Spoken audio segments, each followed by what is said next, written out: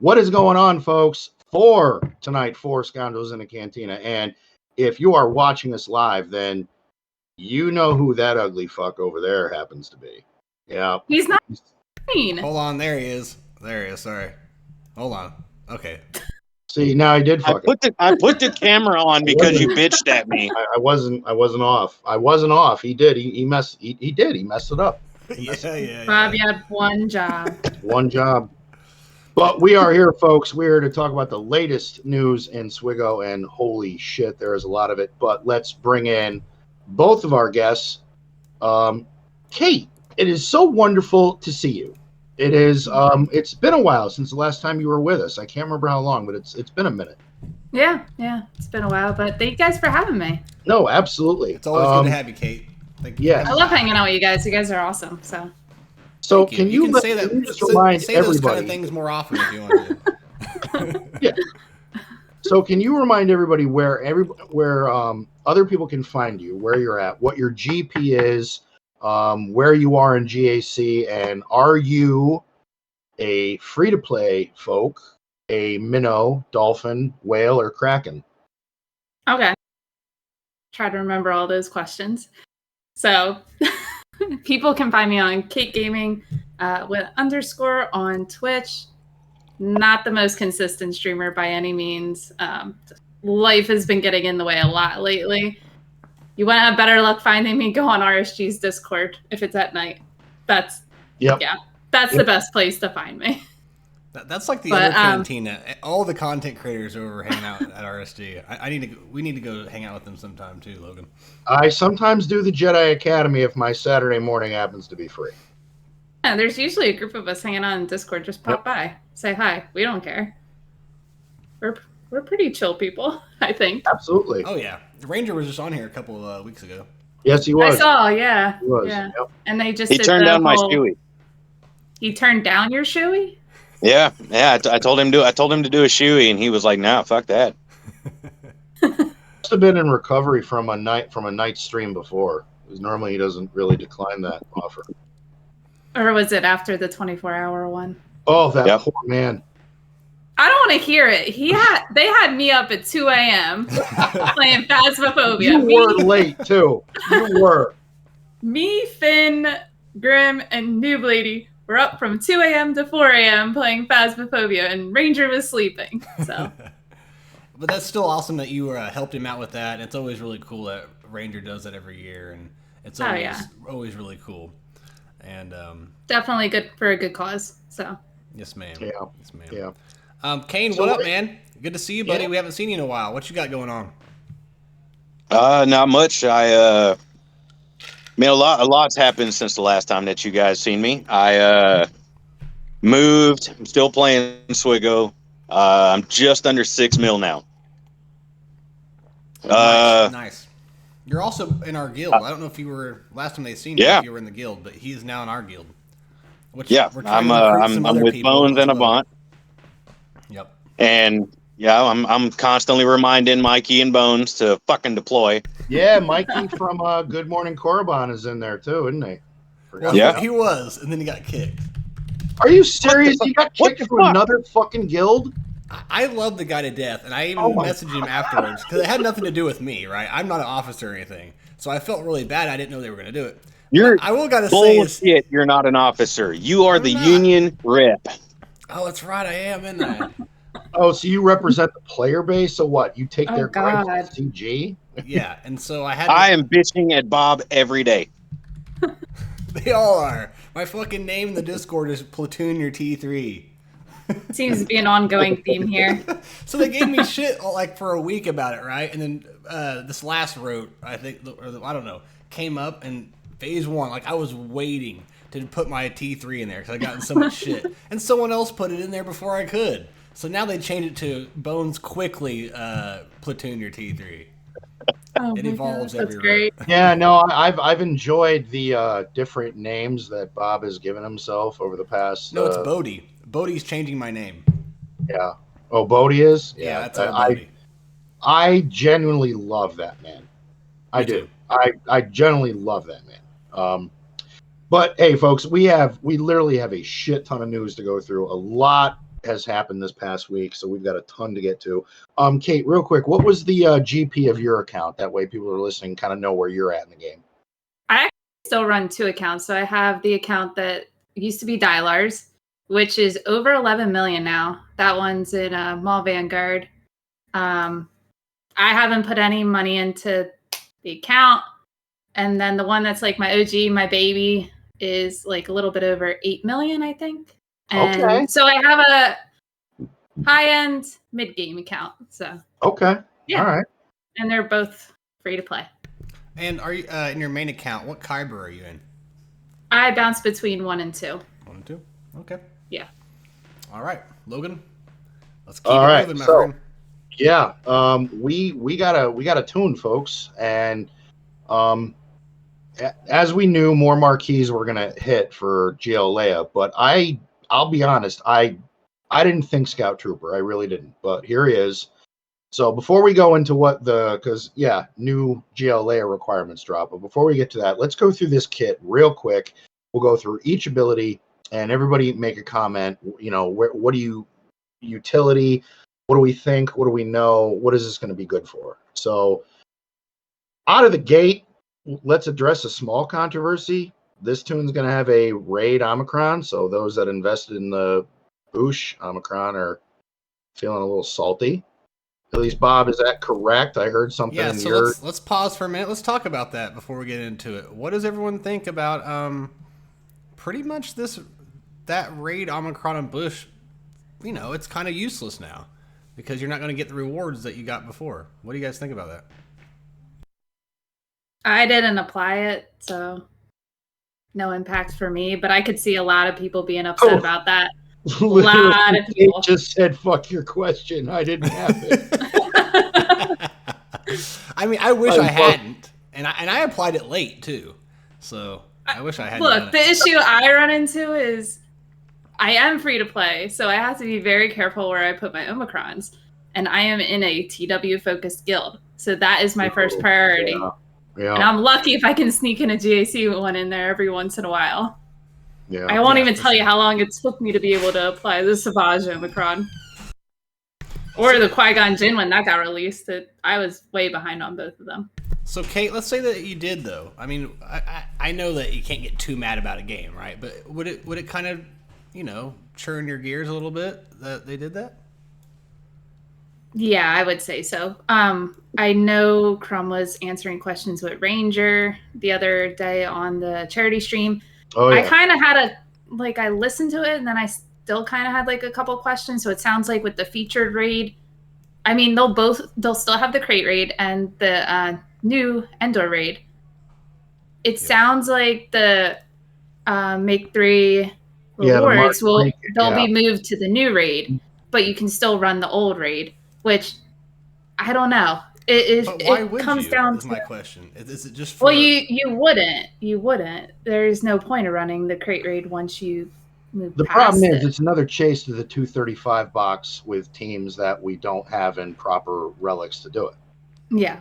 Like the crate raid, a lot of guilds were getting that 235 box and above, and if you got that box and above, the amount of that gear you would get was your relic 8 and 9 material. That's the meat and potatoes of this game is that stuff. And now it's, you got this raid for a small window, and now here's a new one. As for myself, I feel bad for those folks that did spend initially 20, then got 10 refunded. But even for those free to play at around mid approaching late game that dropped the Omicrons for that, I feel bad. I do. That's shitty that the Crate Dragon didn't last as long as it probably should have. I hope this isn't the trend going forward. But also, as you and Avant, you assholes, like to point out, while I'm at the upper deck of my yacht, it doesn't bother me too much because I'll just buy 10 Omicrons. Right. I'm a spender. It's what I do. I'll just buy them. I don't give a shit. Well, then, so question. Because of now what we know from, lessons learned from Crate Raid, would you even consider applying the new raid Omicron? I'm gonna have to see some gameplay before I make it a decision. If it can reach the damage threshold that you want for that team without it, then I won't. So it seemed to me that with the bush, I applied it, but I didn't need to because I never could go above level 4 in the raid. I still can't because I just haven't taken to Relic 7. I would love to, but I can't because I'm completely free to play mid-game, all that stuff. So I just don't have the time or resources to do so. And I applied it so I can just auto it and I can complete it with the Omicron. I don't think that was the case before, but it's not worth it. So if it's the same case, okay, what I'm trying to say is I think the Omicrons for these raids are only for the whales. I think it's for the people that can do level 5, 6. You know what I mean? That's the only really people that need to apply that. No, that's like Logan. No, that's No, a good I would point. say But that. But let's ask the person that is about to hit 6 million. So, Kane, if you had spent those Omicrons, given the state of the game where you're at and that you're free to play, how much would this piss you off if you did that? And you were raid focused. Oh, and I was raid focused? Yeah. Don't lie, you'd be tight. And I didn't get the refund. No, everybody got, if you spent the 20. I didn't. No, if you spent it after, you didn't get the refund. I spent it after thinking I would get it. Oh, no, yeah. So I if you spent spent 20. it after the refund, then that's shame on you. You should have bought it sooner. I couldn't. I had to get the character first.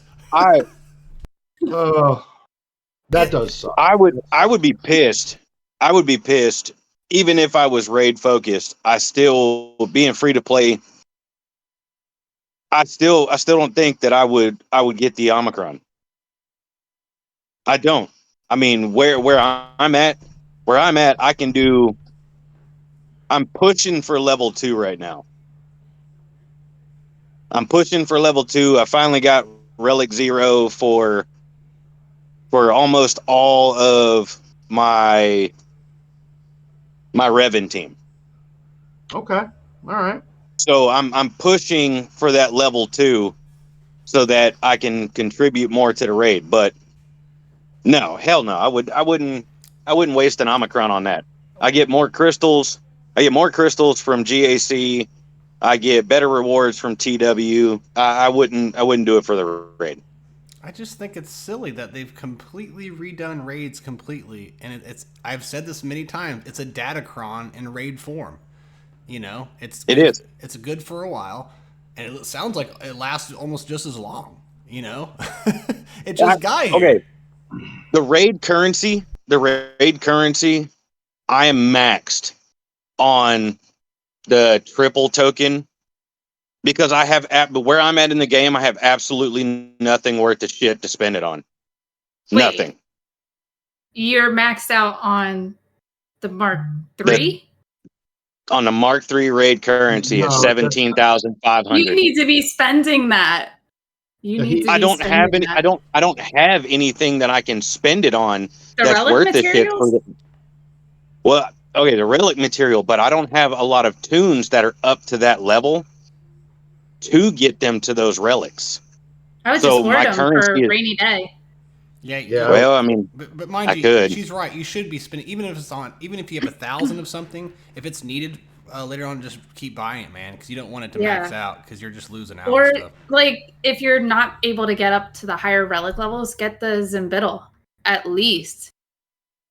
Well, my Inquisitors, which I finished, I have Grand Inquisitor now. You did my Inquisitor. I'm going to take all my Inquisitors to Relic 9, every one of them. Well, you're going to need the material then for that. I have it. Let's see if it plays out. I'm going to do it to Relic 9 because I was fully against Inquisitors. I talked a mad shit about them, and the Grand Inquisitor event was absolutely fucking horrible. But I've been having a lot of fun with the Inquisitors in Conquest. Actually, I've been kicking the shit out of everything with my Inquisitors. There's so many feats locked behind Inquisitors now that I have them as well. I'm having fun in Conquest because I now have all the weapons to do a red crate, where there was no reason to before that. So yeah, Ken, I was gonna say, don't let your Mark III don't let it hit the max. Like, always spend something. and keep buying those high relic materials, because when you finally want to get a tune up into a high relic, You're gonna be you're so gonna thankful. be sitting on so much material. You're gonna be able to do it. Kane, I'm I already expect sitting to on see so much a material. screenshot Well, of you're also it less than the max. Every week we need an update on how much. We what need your- an it's update. looking We need like. to make sure you're not at the max. And every Yeah, time that- Kane's on here, it's a what's the name for hoarding, where you have to come together and talk to him about it. What's the word for that? Yeah, I call it. We're gonna call 1-800-GOT-GEAR for Kane. We got junk. We got gear, because he's sitting on a threshold. Hey, I'm doing better with my mods. Like I've got all my Inquisitors modded, 6-star mods. We'll have to hang out on a stream sometime, Unless man. their 6-star doesn't. Got to make sure they're actually good mods. Oh no, they're good mods. I've got all of them right there at the cusp of the speeds that you want them. Night Sister is a fucking brick shithouse with legs. Still, Like though, my Inquisitors are pretty good. please don't. I'm having a Good. lot of fun. using them. R8 sounds great. R8 sounds fine. We would all say, okay, I can see that. Please, have For you nine- R9 for somebody? Sister? Dude, I've R9'd one person, and I vowed to never R9 a person that wasn't a requirement. That's how much I hate it. Just think about it before you hit that button. Because you could R8 somebody just for as much as you're going to take someone to R9. So one more question. I think my JML is R8 already. I don't even like doing R8s. Like, I just don't like to do that. But, okay, so we got to move on. We got a lot to talk about. One more question about this.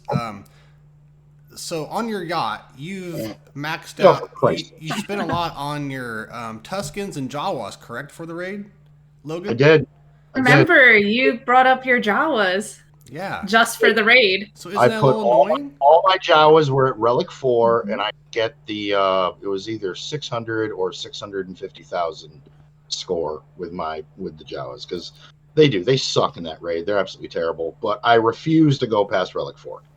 But does that aggravate you in a way that they're now back to being just as useless as they were before the raid came out a few months ago? Yes and no. I would say yes, because unless it's like a galactic challenge, what the hell do you really need Jawas for? But Yeah. I get this little inkling every now and again whenever a new Datacron set hits that they're just going to shock the shit out of the community and make an entire awesome badass set of Jawas for Datacrons. And then I'm going to go, oh wow, they're only at 4. I'll bring this one to 7, or now maybe 5. Yeah, now you don't have to do that. So I keep holding out hope that a Datacron set will hit, and That's a Jawa specific one. really. I bet they will, though. Because they can be dangerous in certain situations. Well, again, I feel like that's another example in this game of roster depth. Yeah, I did that for the Crate Dragon Reign, but I hold out hope that at some point that investment will pay off in other ways of the game. Will it? I don't know. We'll find out. Right. Kane, you are triggering Avant in the chat because of all your.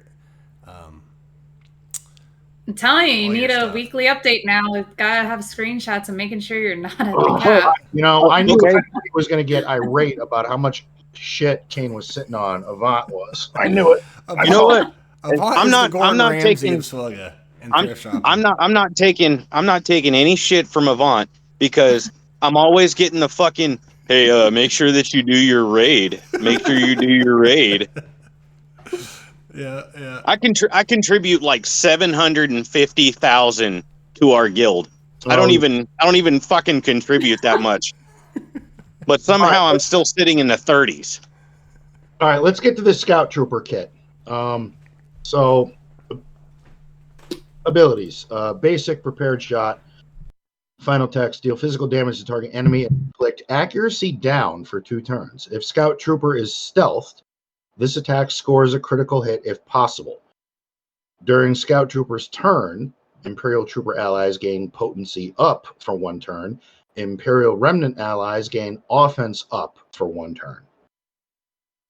I mean, that's got some stuff going on for a basic. It's not your typical basic that, more sense is going to be made as we get deeper in the kit, but that's not bad.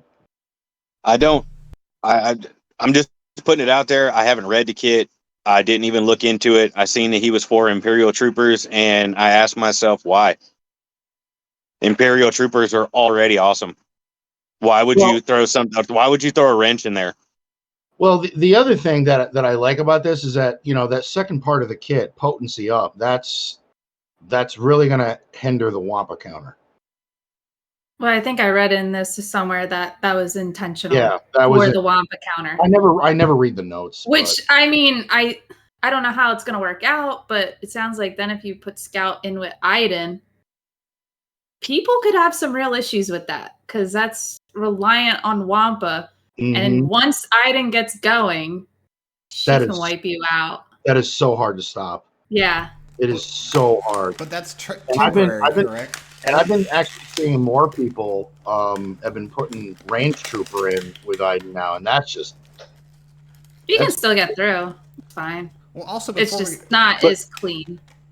At the same time, though, I mean, like my Wampa is only Relic 4, and I have, I think, like 170% tenacity on him or on her. Yeah, you finally put an Omicron on him after our special Let's Unhoard episode. I did. Yeah. And now my Wampa is a go-to when I see Iden or Imperial troopers. Kate, my man was sitting on like 5 full Omicrons. Are you serious? Homeboy, what did you put him on? Wampa, Qui-Gon Jinn, I think. Okay. No. It was I know the Omicrons. Wampa, Traya, Savage, yep. Droideka. Okay. Yep. And I just put an Omicron on my Dash, who is Relic 1 now. So most of them you should have had prior. Yes. But my Dash was, at the time that I did the Wampa one, my Dash was 4-star. Okay. My whole Star Killer team is in Relics now. I'm actually working towards my Star Killer. Oh, I thought you had him for some reason already.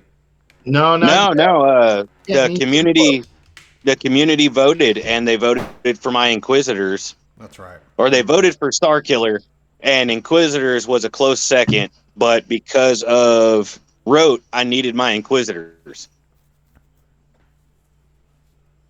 All right, so let's head to special one of the Scout Trooper. So we got Imperial Precision, cooldown of 3. Final text: deal physical damage to target enemy, dispel all buffs on them, and inflict speed down for 2 turns. If Scout Trooper had accuracy up, this speed down can't be resisted. If Scout Trooper is stealthed, this attack can't be evaded. Okay, not bad. I mean, it's okay. Not too crazy, but lots of caveats. How does that work? I mean, how does that work against? How does that work against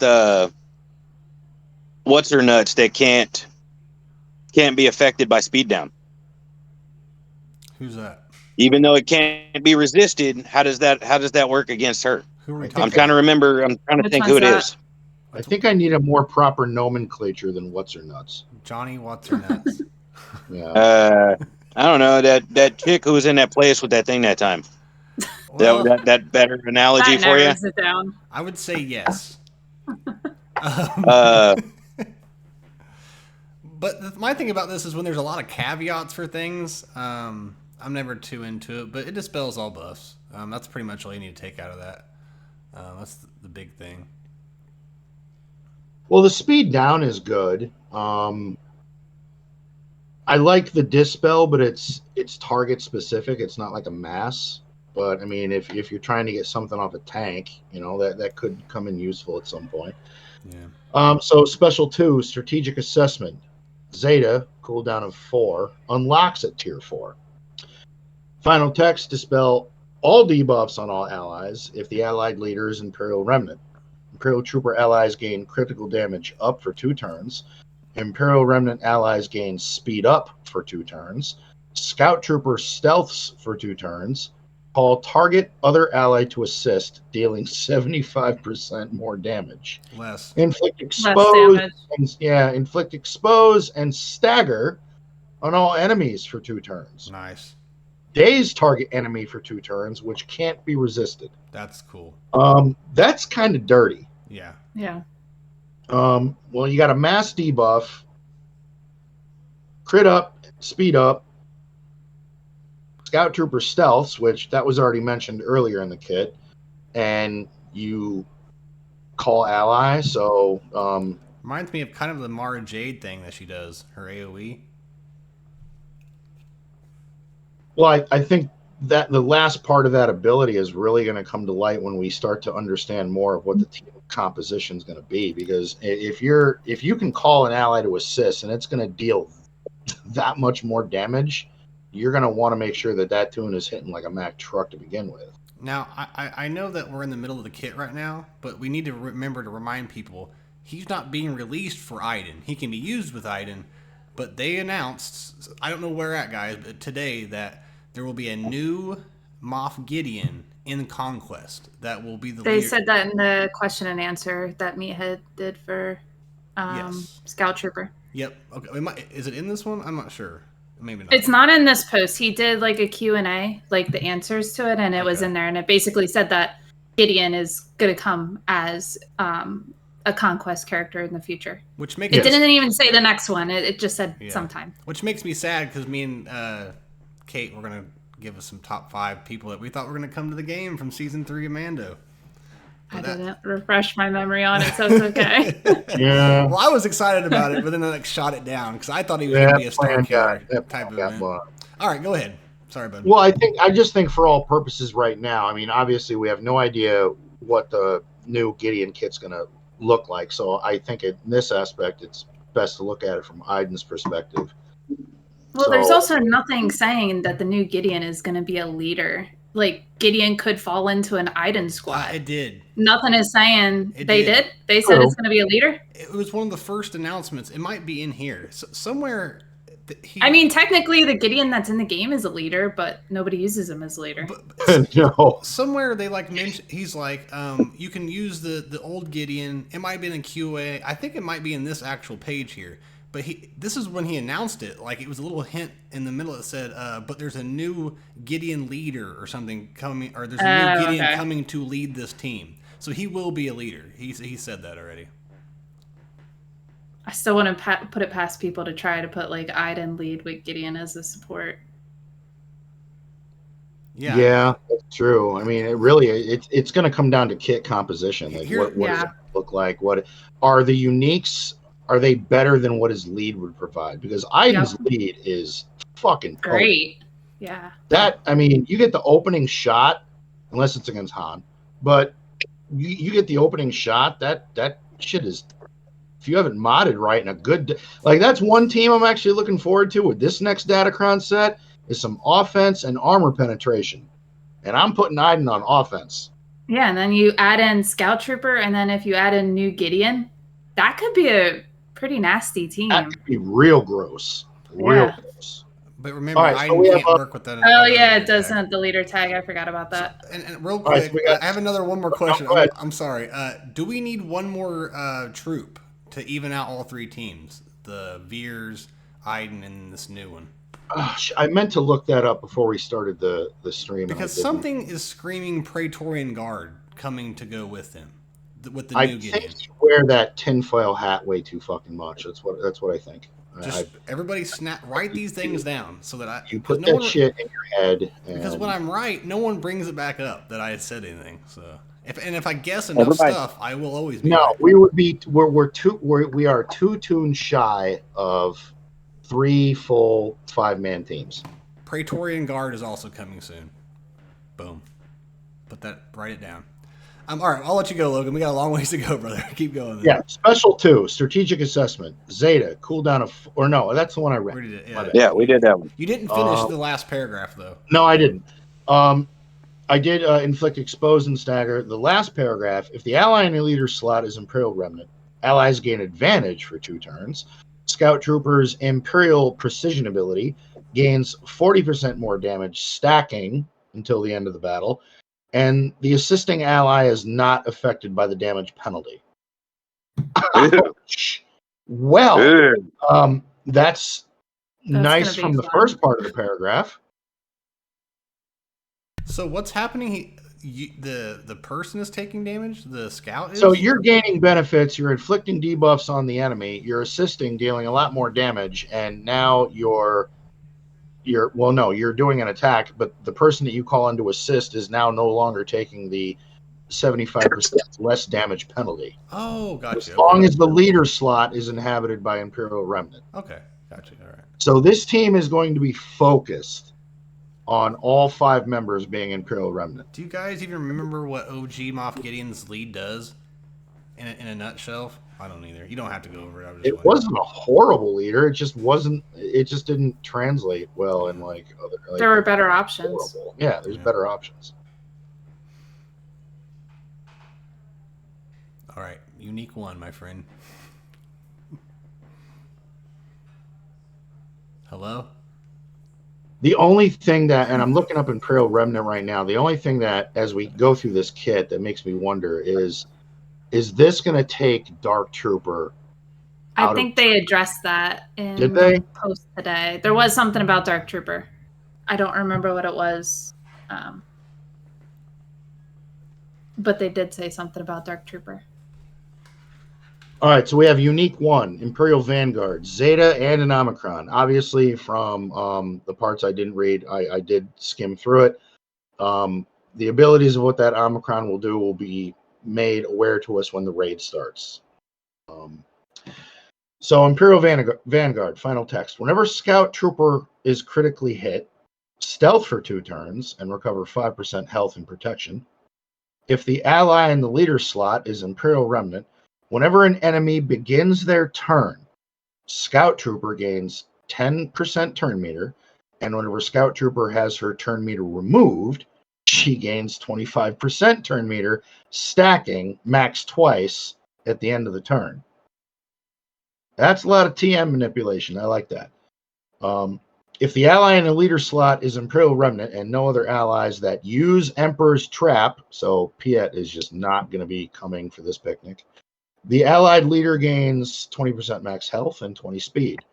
Whenever an Imperial Trooper ally begins a turn or attacks out of turn, all Imperial Trooper allies gain a stack of the Emperor's Trap until the start of the next enemy turn. Non-Imperial Trooper allies' turn or the end of battle. I know that reads kind of weird. The Emperor's Trap can't be copied, dispelled, or prevented. All right, sum that up for the idiots like me. What's going on? It's a trap. It's a trap. It's a trap. Now, Emperor's Trap was something like 6% offense and 6% potency per stack. Something to that effect. Okay. I think so. And to top it off, while Scout Trooper is active, Imperial Trooper allies have 10% crit chance, and Imperial Remnant allies have plus 10 speed. And that That was my last piece of little icing I was going to put on a cake. Oh, sorry, I ruined it. No, you're good. It's just that's kind of nice. Way to fuck it up, Bob. That's good. So Avant in the chat, Avant coming through as usual. He said the Gideon lead, it stacks offense every time an opponent with a possible leader ability takes a turn. In a nutshell, I guess. I don't know if that helps at all, but sorry, they're gonna be pretty offensive. It sounds like. So, overall, it's a pretty interesting kit. I obviously we don't know the full picture yet because obviously they kind of let the cat out of the bag, and Gideon is going to be a conquest character. But there is definitely some potential here with what he does. There's a lot going on. There's TM manipulation. There's dispels. There's applying buffs. There's bonuses to hit harder. There's bonuses to have your team members hit harder. But he is shit, I didn't look. He is a support, right? Scout. Yeah, he's a support. Scout is support. So it looks like, assuming new Gideons come into the game, your squad, it's going to be Gideon lead with Death, other Gideon, Stormtrooper, and Scout. Because they said that Dark Trooper is the odd one out and staying with Veers. Okay, cool. All right. So I guess that would be the team. Yeah.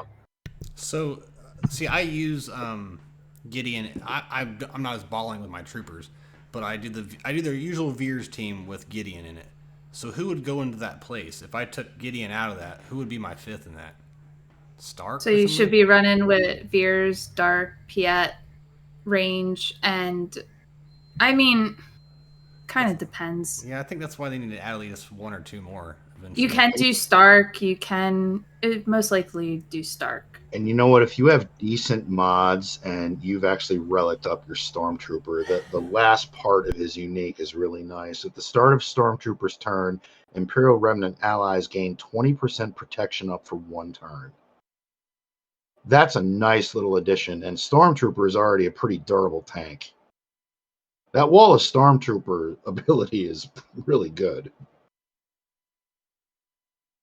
So that, wow, okay. And this next iteration of Gideon comes out in Conquest. All right, so that will be most intriguing.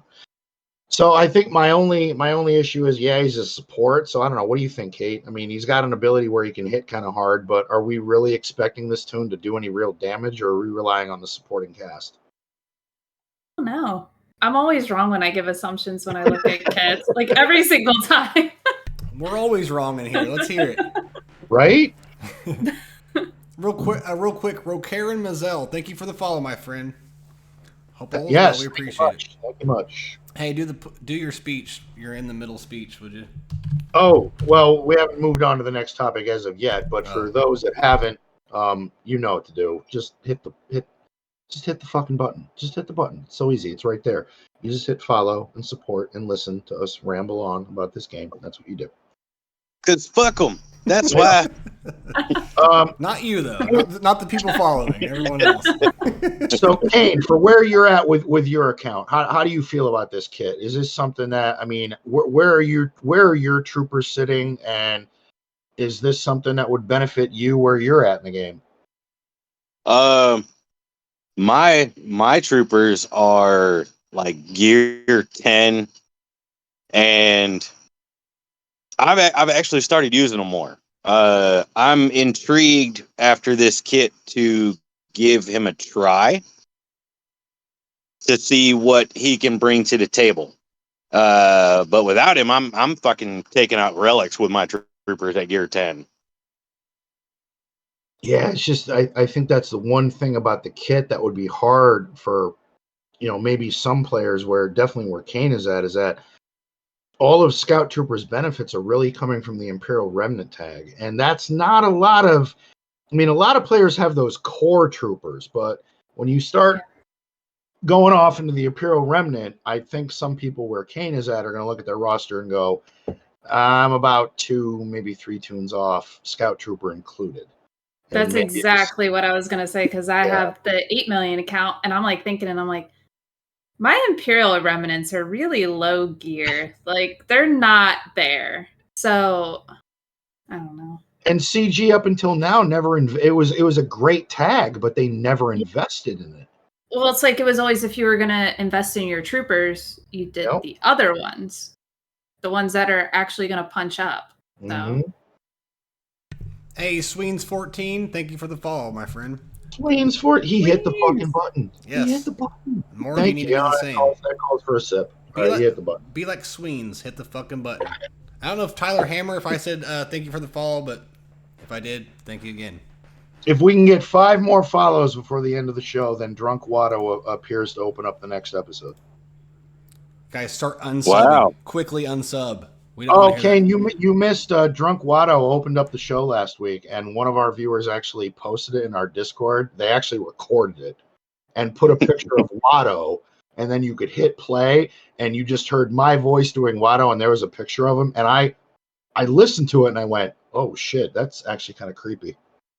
So I did want to say this before we got like too deep into this. So I haven't missed an episode. I've actually watched all the episodes. I'm loving the new show. For those of you who are wondering where I've been, and Bob can attest to this, so can Logan. I've actually been working on another show. It's been in the works for years now. I'm doing that, and I'm working a full-time job. But I have been in the background of Scoundrels. I'm dropping tips to Bob. I'm going over stuff with Logan. Trying to figure out why the Apple Podcast is fucking you guys over. We will get to the bottom of it. It's been a weird thing lately. Like I published the show, and 4 days later, Apple goes, "Oh, here it is." It's like, wait a minute, that was 4 days ago. Yeah. Don't let it happen again, Apple, or you're gonna see a lawsuit from me. I've been behind the scenes. I've been behind the scenes, and yeah, working on this other show that I've been working on for years. Hopefully, it drops. Do we get to know what the show is? Give us a sneak Yeah, peek. The show is the show is called The Waiver. We're gonna cover everything, like a waiver that you need to get into service. Everybody that's on the show, it was a fuck up. We all had to have waivers for something. I thought it was a waiver to get a ham sandwich or something. I wasn't sure like what you meant by the waiver. Turkey on rye, right? Fucker. No, we're gonna cover everything. There's gonna be gameplay in the background. We're gonna give reviews. Each of us individually are gonna have games that we're gonna go over, things like that. Like I'm gonna be covering mainly Final Fantasy, first person shooters, and action adventure. I've got other guys that are gonna do survival. Another guy is going to do PvE, PvP. Like it's just a wide variety of games, and it's going to be the same type of, because fuck them. That's why mentality that I already have. Okay, that works. We wouldn't expect anything else, man. Well, we wish you the best of luck. So definitely go check that out, you guys. The waiver. You But better yeah, have me on, man. You better have us on.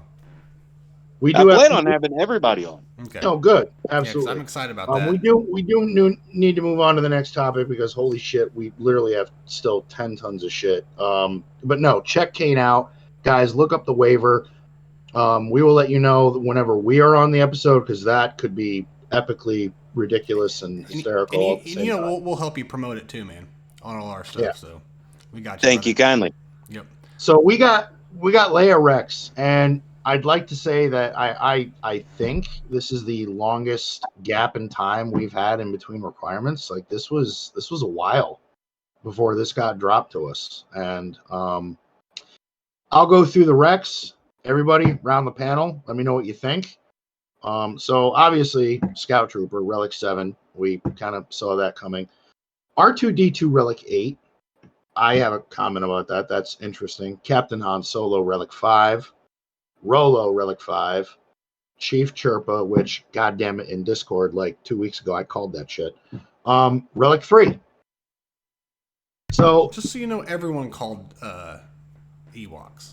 Like everyone. Yeah, but not everybody called the specific Ewok. Okay, I'll give that to you.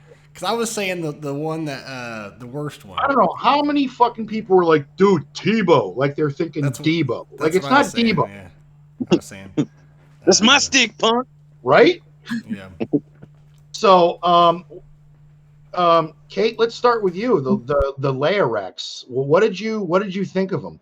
I honestly don't think they're that bad, and especially if you're an older player, you have all these characters. Have JML, you have like Captain Han Solo, you have Rebel Officer Leia Organa already reliced.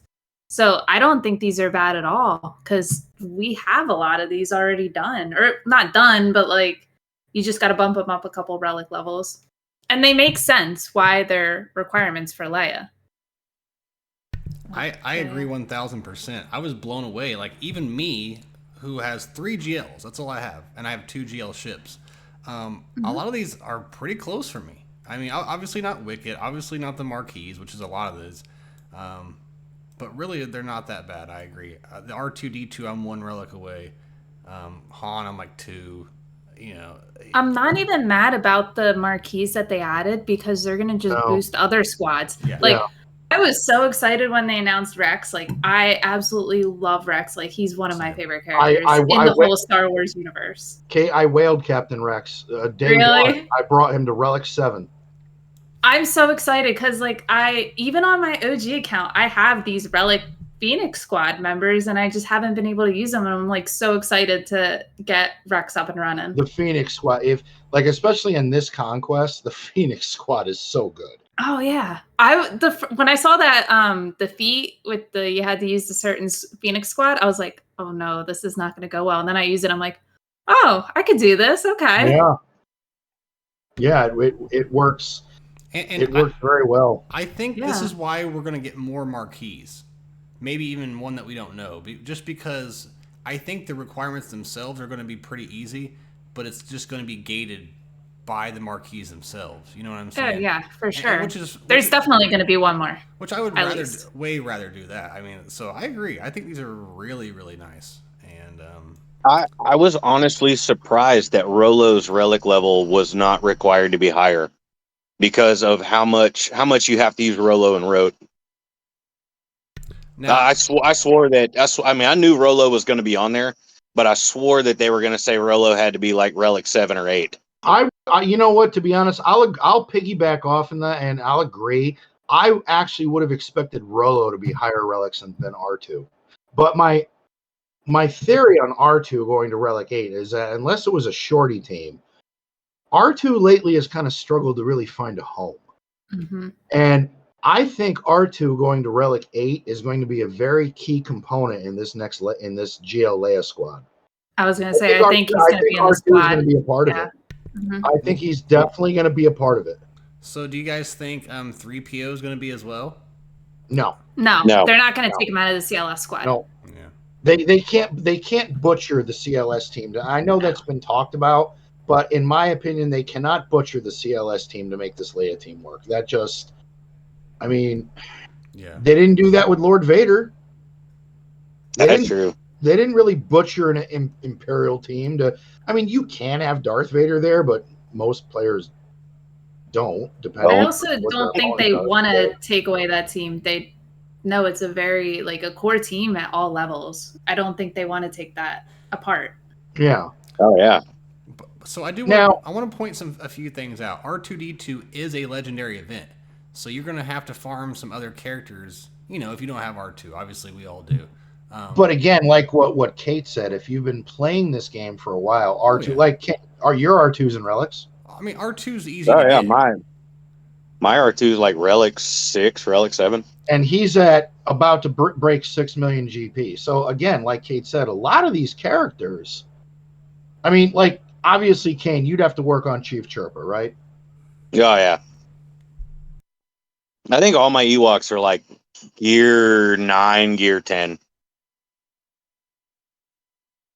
Which is surprising why in these requirements, we have 3 Ewoks so far, but do you think in the next set there's going to be more?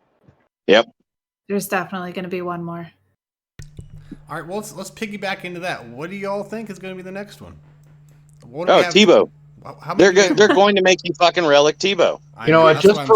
Just for Avant, I'm going to throw out Lobot because he'll chastise me later if I don't. So we asked Ewoks, though. Do you guys agree with Lobot? Do we all agree? I know, but for Avant, I had to throw out Lobot.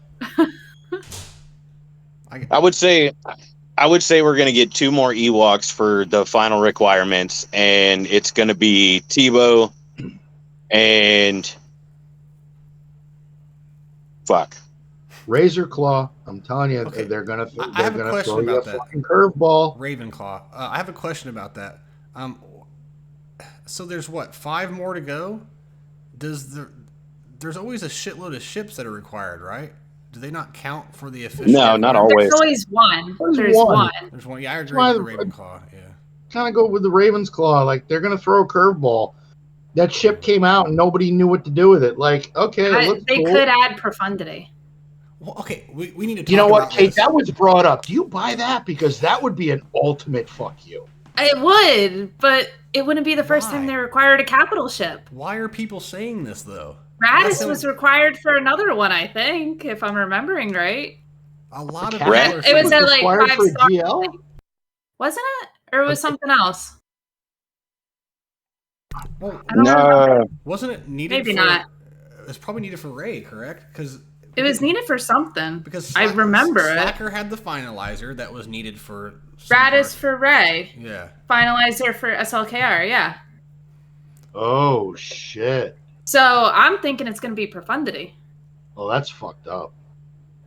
Oh, man. That will throw all good man. requirements out the window. I don't think it, but a lot of people They think do. that. A lot. With the requirements that they've already dropped, and I'll put this out there right now. Ooh. They dropped Profundity as one of the last 5 requirements for this GL. I'll stop playing. Don't stop playing. Don't do that. Don't do that. No, I will. I will. Profundity's I will. good. I will honestly stop playing because I actually have a shot at going for this GL. Like right now, I honestly have a shot at going for this GL. They drop Profundity, and I have to farm all the shit for Profundity before I can get this GL. I'm done. Let me slightly counter your argument. I understand where you're coming from that perspective, but and I know, and I wanted to ask Kate this in a little bit, but fuck, I'm going to do it now. Leviathan. Okay. Now hold on. You said something about the Profundity. I think now more than ever, players in your position should be going for Profundity immediately because it is the one ship that will hand the Leviathan its ass because mirror matches are terrible. It's 50-50. Profundity, I believe, has some of the best utility of all fleets. Leviathan is good. You can basically go up against any fleet and hit auto and it beats it. But Profundity can beat it. And I think Profundity is still that top tier, very important ship because somebody in your position, you're not going to get Leviathan. You don't have Malgus or his ship. You don't have that in your position. So the next best option for you would be Profundity. I mean, am I wrong?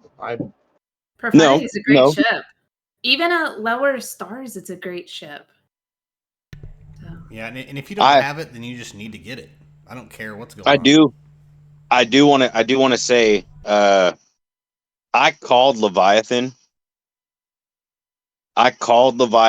Before it dropped. Oh no, it's the new shiny that CG is going to drop on us. It's a ship. It's going to be badass. Everybody is bitching about Leviathan. Oh, I know. And every now and again, Arnold would drop a video about Leviathan. I remember he kept people were on this for years, and here we are. I called that shit day one. It was a lemon at first. It needed a little TLC. It got fixed, and to be 100% honest, I like the way it works. I don't really. It still gets its ass handed to it by the Profundity. Yeah, but if you think of it, so you have GAC, like where Logan and I are at. You're setting 3 ships. So I set Leviathan the past 2 weeks just to see what would happen, and mine's only 5-star. 4 people got to my ships. Out of the 4 people, it timed out a 6-star Leviathan, and they had to clean it up. Somebody took a 7-star Leviathan against it, and there was a Profundity brought against it, and there was one other one, and I don't remember what it was. But if I'm making you use your Leviathan or Profundity on my 5-star Leviathan, I will take that every day. Yeah, that's a fair. Because you still need to get through my triple attacker executor and my negotiator. And I would rather you take your Profundity or whatever versus Leviathan and then be trying to do another counter versus the 2 of them. So I actually, you guys might know this. I have a question. Did they buff the Rebel fleet? The Profundity fleet? No. The Akbar? Home one? Akbar. Not that I'm tracking. I don't think so. So I have not been able, up until recently, I have not been able to take out Negotiator with Akbar's fleet. As it stands right now, I have murdered every Negotiator that I have come across with Akbar's fleet. I'm not aware of every single one. They don't even have a chance to call in reinforcements. I completely demolish them. And I don't even have full 7-star ships. Listen, man. If I'm being honest, I don't even know the last time I used. I was just about to say. I really don't either. We hang Yeah. out on Logan's yacht all the time now, man. We don't use that kind of stuff anymore. I don't. We're just always partying on his yacht. We don't hang out with Akbar anymore. See, I still use these low-level teams and shit, and low-level fleets. I've got my executor, but I mean, hell, I'm using that on offense, setting negotiator and malevolence on D. I'm getting holds, so nobody's getting to my ships. But yeah, I've been using home one against negotiator and tearing it a new ass. It's funny you said that because I was talking to somebody in one of my streams, and I don't remember how far they weren't too far into the game, but they love the Akbar. And we were talking about it's underrated and everything, but it does fall off later on. But we were like, yeah, you should go for the profundity, and he was like, no, I don't want to break up my Akbar fleet. I was like, Oh boy, that you poor really. soul. It's just funny because I had not heard anyone That talk poor about brainwashed soul. I mean, technically, I will- also, if they want to be nice, they could make Akbar like home one the requirement for Leia.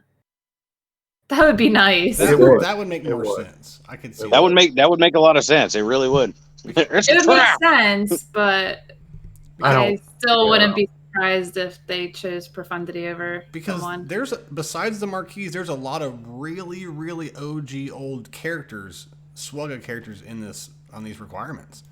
You know what I mean? Yeah. There's nothing too new or anything like that. They're all really old characters. So you never know. And you're locked behind the marquise. That's about it. Mhm. So one more requirement before we move on from all this. There has to be a Luke. Which Luke do you guys think it's going to be? Farm boy. Yeah, it's got to be Farm Boy. Gotta be. Yeah, Yeah. 'cause if you look at the tunes for the previous requirements that are already set, we're going through her journey from or all the way to. I mean, that's why I think Avant was so high on the Lobot thing, because Lando Calrissian was required, and it's a possibility. I mean, how many people actually have Lobot meet? Can you imagine if they go Lobot Relic 8? There'll be a riot. But there's I'm gonna always go- like one requirement that they pick, I feel like, specifically because nobody has geared up. Mob and I mean, that would be I'm Farm gonna Boy go- Luke, but I don't know about Lobot. Yeah. See, I'm gonna disagree. I'm gonna say it's gonna be CLS. I mean, R9 CLS, maybe. I could see that. And here's another thing. Avant swears there Really? will not be an R9. I think there's going to be R9. Do you guys Wasn't think there an that? R9 for I- the other? I guess Like there's Java? not. No, No, there only was for not the a Relic ships. 9 for Java. No, Only there for the was ships. No. two Relic 8s were required for Java. Yeah, I almost, then I JML don't think there's going to and- be. JML and Boba Fett were Jabba, or JKL and Boba Fett. I think JKL's needed for too many things. That's why I don't think 3PO will be on here, because they're both needed for a lot of other things. So it would help you out too much. I really don't want to put CLS to Relic 9, Kate. I don't want to do. No, I mean, I know his kit benefits the rest of the team depending on Relic level, but no, I don't want to do that. I mean, the other way you could look at it is like you had the dark side Java GL. If he had no Relic 9s, I don't think Leia will. But who knows? They did say he was a standalone one. I mean, honestly, with the new Rex, all I had to do was my Chief Chirpa was at 12. I put it to Relic 3 and just put R2 from 7 to 8. That was it. The only thing I'm missing is obviously the Scout Trooper. That was everything else I got. I just got to add Relic levels at this point, Oh, no. other than the marquees. Unfortunately, you guys, that is my time. I got work early as shit in the morning. Oh. Like I get up before the fucking sun comes up. Kane, Go it's do always your a pleasure, thing, man. brother. I Appreciate love it, your man. time coming on. I do appreciate you guys having me on the show. Like I said, I don't miss an episode. I love watching you guys. I'm like I said, I'm always in the background. You guys can still get a hold of me in the Discord.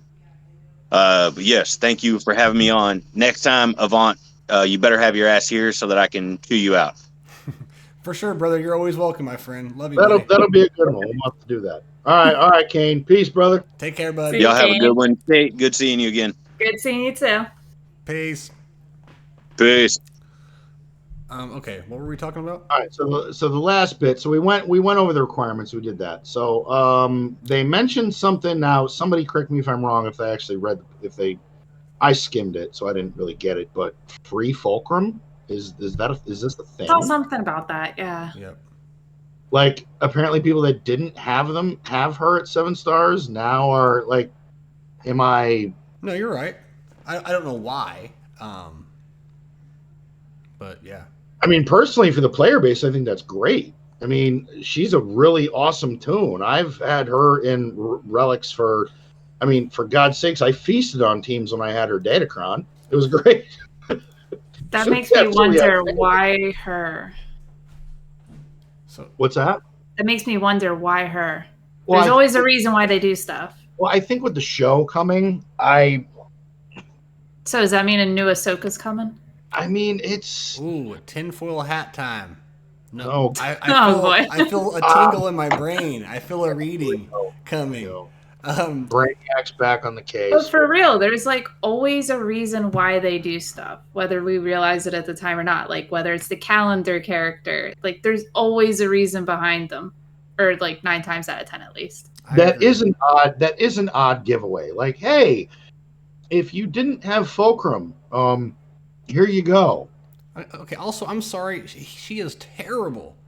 Unless you What? have the What? Seer. Hold on. Unless you have the Seer team or the TW Omicron. If you don't have those two, she's terrible. Like, what were you guys doing with her before Seer and the TW Omicron? More specifically, the TW Omicron. And see, I don't have that either. It was. Well, I don't have the TW armor. By the time I thought about putting it on her, it had already been figured out. So really, she's. So I felt like at that point it was pointless. They're for me. only giving it away to people who are like just beginning the game, working on your Phoenix or whatever. But she's not even part of that team either. So I get that it's strange, but she's not going to help anybody in the early game. She's only really, really good. You know what I would love if they did with that tone? You gave her the Phoenix tag.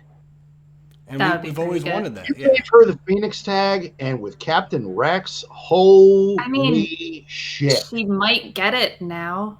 Yeah. And I could see a rework happening before a new tune.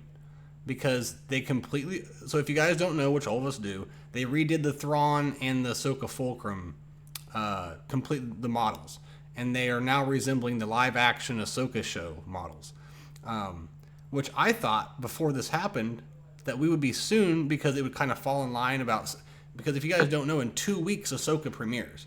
So Yeah, I know. So in Marked about on my calendar. so in about 6 months to a year, it's another time for a GL, right? And in my mind, it would just make sense to do an Ahsoka and a Thrawn GLs. I know they do it apart from each other now, but they still come in pairs just farther apart. So in my mind, I thought that's what would be next, correct? But now I'm thinking now that they completely redid the models to look like these other versions of them, that makes me think that's not going to happen at all.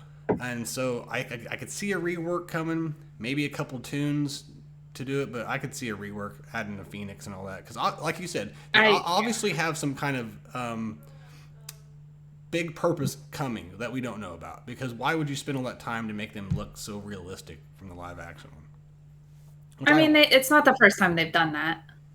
True. But I think you guys are actually on the right track. I think she's going to get the Phoenix tag. I do. Yeah. I actually, now you say that, I think she's going to get the Phoenix tag. Which is going to put like Kate, where you and I are at. That's going to put us in a really kind of an awkward position because we're both going to get Malicos, and Yep. we're dying to see what he does under a Seer lead with Scav Cal and other unlined Force users. And Fulcrum just fits so well in that team with Malicos. Like we were already looking at that going, holy shit, this could be deadly. Now they give Fulcrum the Phoenix tag. Now we've got to make a decision. Yeah. Hey, what's the Jedi tank in the team? What? In the Phoenix team, Logan? There's a couple. There's Kanan. There's Zeb. Oh, okay.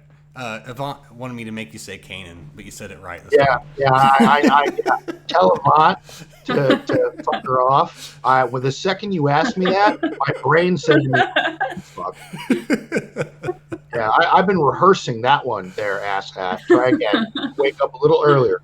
Yvonne, I love you. Nice try, though. Also, they're calling the new Thrawn Thrawn Musk. Oh my God. I like it. Beg your pardon? Because he looks like Elon A Musk. look in game, he does look like him a little bit. Yeah. And so does the live action version. Everyone's calling him. It's been a thing for a while since they revealed Thrawn live action. He looks like Elon Musk.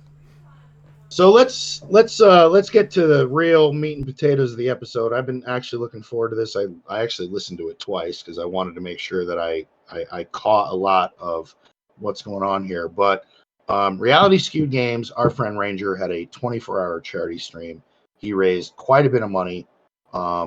We always appreciate and love the fact that he does those things. Ranger is actually a very good guy, also a vet. Check him out, Reality Skewed Games. I mean, I've had him on the show several times. He's always taken time out to come here, so I got nothing but love for him. But during his 24-hour stream, he had Crumb on, and it was a very interesting interview. It was nice that he showed up. I love him or hate him. I know some people have said things about Crumb. I legitimately Crumb is awesome. Yeah, I think he's a good dude. Yeah. Oh yeah. I think he legitimately cares about Star Wars, and I think he cares about the game, and I think he cares about where the game is headed. So, I mean, at some points, does he have to kind of toe the company line? Yeah, obviously he's employed. But I think he has enough going on that he cares about the game and he's trying to put it in the right direction. And lately, a lot of the decisions CG has made have been fairly positive. I know the raid has gotten people's ires up and other things, but overall, some of the things they've done, like, for instance, the requirements for the latest set of Datacrons, brilliant. Absolutely brilliant to get lower GP players to engage. So I think they've been doing okay. So I took down some notes. Now, Kate, did you listen to the interview? I got my notes too right in front of me. All right. Yep. Bob, did you listen to it? He ain't at his seat. Bob. He took this opportunity to go to the bathroom. All right. So the first part, the first question that I caught was the state of PvP. Now, I know a lot of people, some people love GAC, some people hate it. Some people play it because it is good crystal revenue and it's bragging rights and it's fun to just play against other people's rosters. But also, excuse me, but also some people have felt that overall it's getting stale.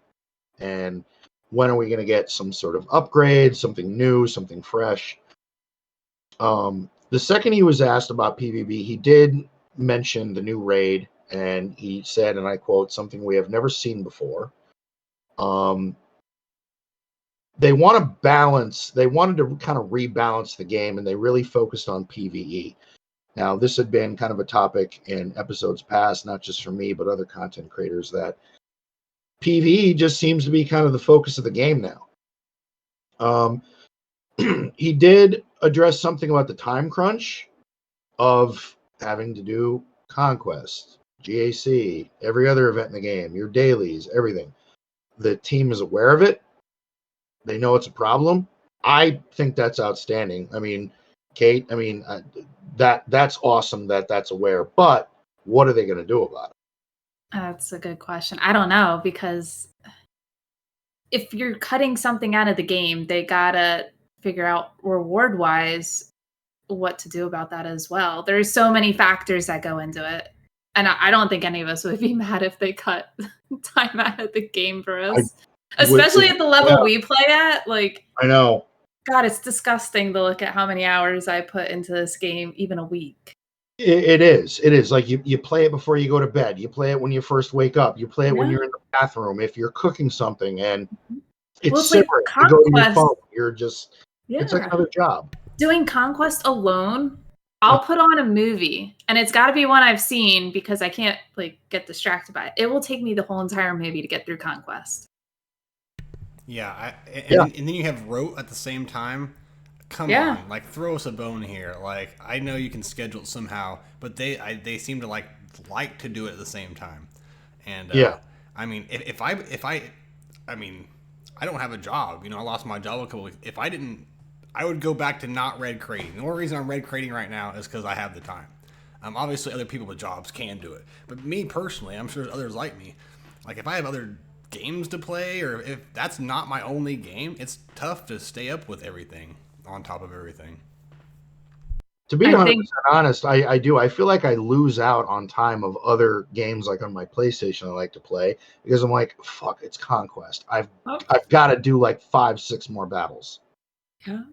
I've got to hit that refresh button one more time before bed and make sure I'm on pace to hit my 40 victories with such a fuck. It's just one of those. However, at the end of that question of PvP, he did say that PvP will be revisited eventually.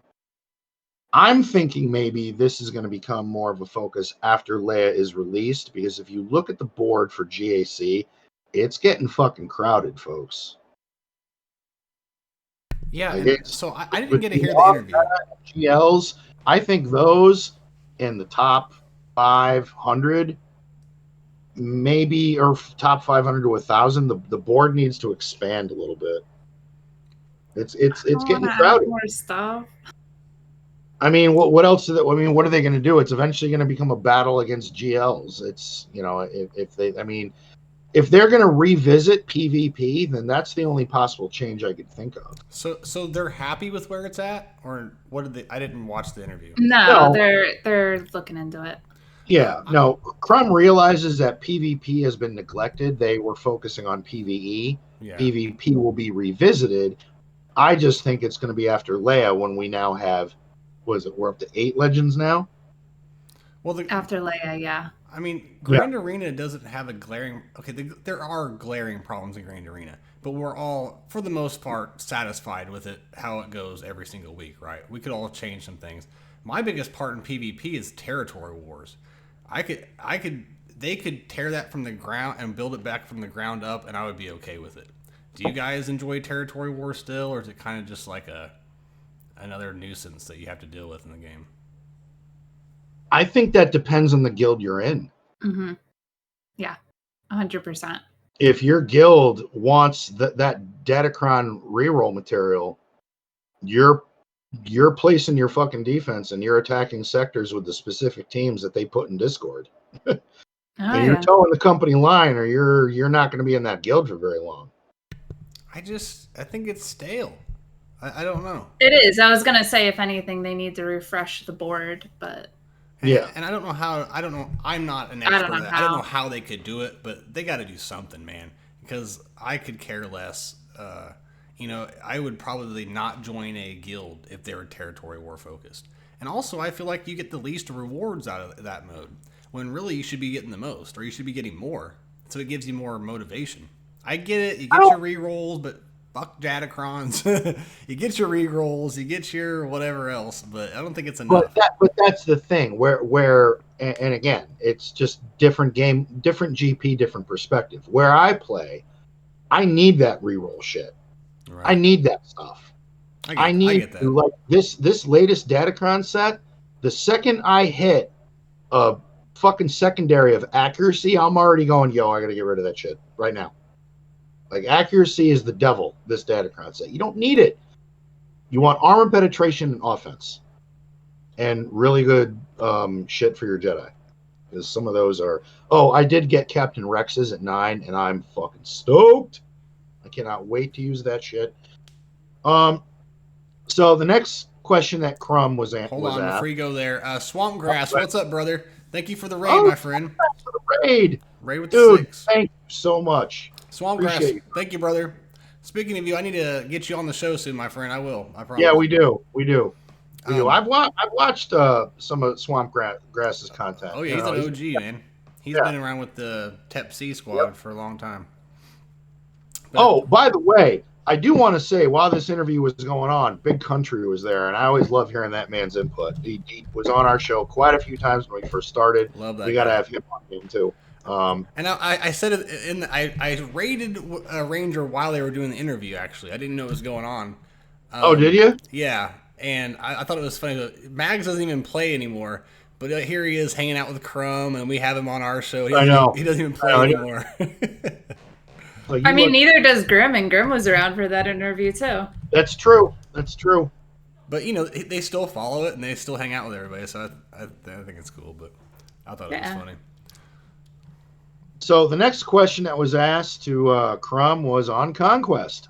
And the question was as follows. How can we make Conquest fun again? Deploy And I thought that was systems. a brilliant question. How does it stay fresh? Crumb admitted he loves it. He loves Conquest. He feels it has a lot of potential for enhancements and different adjustments and different things in the future. He admitted it is definitely balanced by the player. He does realize that it takes time. The simming was brought up. We love it. He said that he'd been fighting for that for a while. He wanted that in game, and we have it. The individual, and I don't remember who it was, he did ask one question. And I found it, I took a note of it because I thought it was interesting. It was the ability to buy data discs, not rely on chance. Given how exclusive Conquest characters are, I think that would actually be in our edition because a lot of people are either spending their Conquest currency on the character they're going for or signal data. Now you give them the option of, hey, we're going to throw in this Amplify Agony that's been eluding you for the past 3 or 4 sectors. Do you want it? Because that could be the card that means your build for the rest of Conquest. So, yeah. I mean, what do you guys think? I didn't think that was a bad suggestion. I don't think it's a bad suggestion, but I think it will help you depending where you're at. Like for me, I probably wouldn't use it. I wouldn't. But if I'm in the position of I will miss red crate if I don't get this last feat done and I need that disc, I would do it then. Okay. All right. No, that makes sense. Yeah. But I mean, it's not a bad idea. I think some of the thing about me is just like there's 1 or 2 feats that just send me over every time. It's the 40 battles with somebody, some squad. I'm not saying you can't do it if you do it right. I just wish that maybe instead of doing 40, split that up into 10 and 20 with some other squads that I can use. Because it comes down to what this Conquest, I use Malgus, I use there's like 5 teams that you're really using that much. So just instead of making you do 40 battles with one squad, split it up a little bit and spread it out for 10, 15 battles. They're not gonna do that. No, I know they won't. I know that's just what I'm saying. That's how I would make it fun again. And I know a lot of people have said that, like, oh my God, why do we have to do this 40 times? Why do we have to beat this? Why do we have to win with this team 40 times, 3 different times in Conquest? Because I think with Conquest, the reason why it does that is that Conquest teaches you got to be really economical about how many times you're refreshing, energy usage, and teams used. Because for those 40s, if you want to make it, I mean, I think the ideal number 5 if possible, but 4 at the minimum per day. You got to do on those specifically. Like I know there's a feat in there for win 40 battles with Malgus surviving. Like you got to do it. You got to find a node, preferably a treasure node. I understand how it is in reality, but the question was, how could you make it fun again? I get what you have to do. But here's all you do. You cut all the feats in half, and I think you'll see a change in attitude in your engagement. No, you're right. I just don't think they're going to do that. They're not going to do that, but if they really want to make it, that won't even I don't know if that really qualifies as fun. Fun would be adding back in deployable cooling systems as a disc, not like a pack. That would be fun. I love deployable cooling systems. I was so excited when I saw it was in the coming back, and then it was like the whatever it's called, the pack that's like 1 or 2 times. I forget what they're called. But I mean, I don't ever use them except the times where it tells me. There was that one Conquest pass where you got it, but you were like able to use it like twice. It's like, dude, really? Why would you tease me? No. Bring it back as a disc. I would love that. But overall, just cut all the feats in half, because also that goes back to the time spent in game. If you cut down the feats, you're gonna save time, and maybe more people will be engaged simming wise. Or cut them in half and cut it to a week instead of 2 weeks. So you're doing the same amount of no. Because you're doing the same amount of work, but not for as long. No. No, you give me a week to do Conquest, I'm going to riot. I'm going to revolt. Yeah. But you have Cut them half in the amount half to and do. keep it as. I don't care. Give me the 2 weeks, and then I can pace myself. Exactly. You're right, yeah. With 2 That's weeks, true. you can, like, if you got a family outing or something you really got to do, you can actually afford to miss a day or two. You got to maybe play a little catch up, maybe refresh one more time than you had anticipated, but there's room for error when this event lasts for 2 weeks.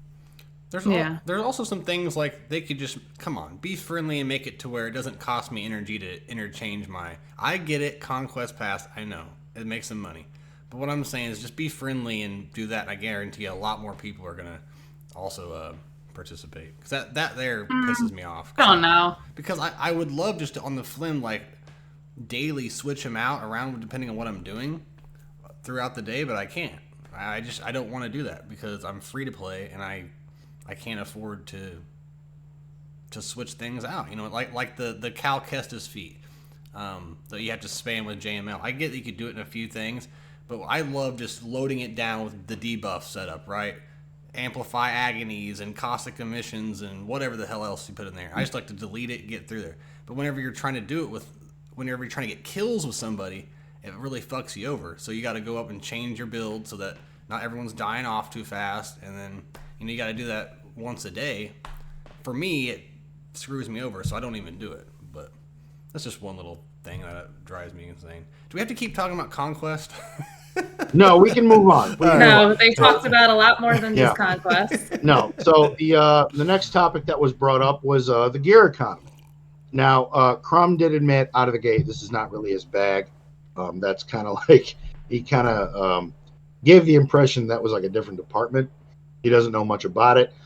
He did stress that That's he is him aware of saying, it. I don't want to say something to piss everybody off or say something to get anyone hopes up. Well, He's part of all that over there. I think in any industry, especially a game that relies on revenue to continue performance and future, there's certain things that you just can't bring up. And I think one topic that is a major source of revenue for them is gear. But the one thing he did say that I will respect, and I think it was kind of a nonchalant tip of the cap to the player base, is that he does understand. He has the understanding of the like gear to progress ratio that he understands, and he did mention that it can be difficult for them to make an adjustment because there's so much at work here. There's so much math and different pieces of gear that do things that any slight adjustment on a certain gear set or different pieces could throw things out of whack. So he did say they are quite hesitant to do that. But I mean, the economy is fine. The only thing that's honestly, keeping me is Chirotex. I think gear economy, other than signal data, gear economy right now is outstanding. I don't. Yeah, and everyone's like, "Well, ease up Chirotex." Well, then you'll literally just be bored because you'll have everyone geared up very quickly. You'll have everything done, and there's no real reason to keep grinding. And that's the thing. By that point, they'll give you everything. There's got to be a bottleneck somewhere. Actually, the Kairos really haven't been an issue for me lately, and they were an issue like a month or two ago. Yeah, I've been sitting on like. I haven't been having any issues. Other than putting Scout Trooper to gear 11, I was sitting on like 11 each. Well, until I started doing Cal requirements, have you guys done those yet? The Cal and process. I'm done. I'm waiting for the Cal event to hit. The Kairos involved in that is insane. I'm actually thinking about bringing Tarful to Relic 5 so I can use a Datacron. I think I'm going to do it with him too. I like the Wookiees. It'd just be a fun little team to have. But no, I think the economy is great, man. And like she said, the Chirotechs aren't that bad either. I just keep buying them out of the store and farming them, and as long as you're efficient with your farming and everything, there's not really any problem with the gear economy right now. I'm actually pretty satisfied with it, and that's one of the things I've bitched about a lot in the past, so I'm pretty happy about it. All right, so the next question that was brought up, and this has been a question that's been going on for a while now, about 12 months, and it's the squish. Now, for some players, this doesn't really affect you. for other players, especially those that are trying to stay in Kyber 1, like Kate and myself, we kind of look at this issue and go, what's happening? So it has been happening for 12 months. Crum did it. It's being addressed. He said, and I quote, "It's the equation working itself out over time."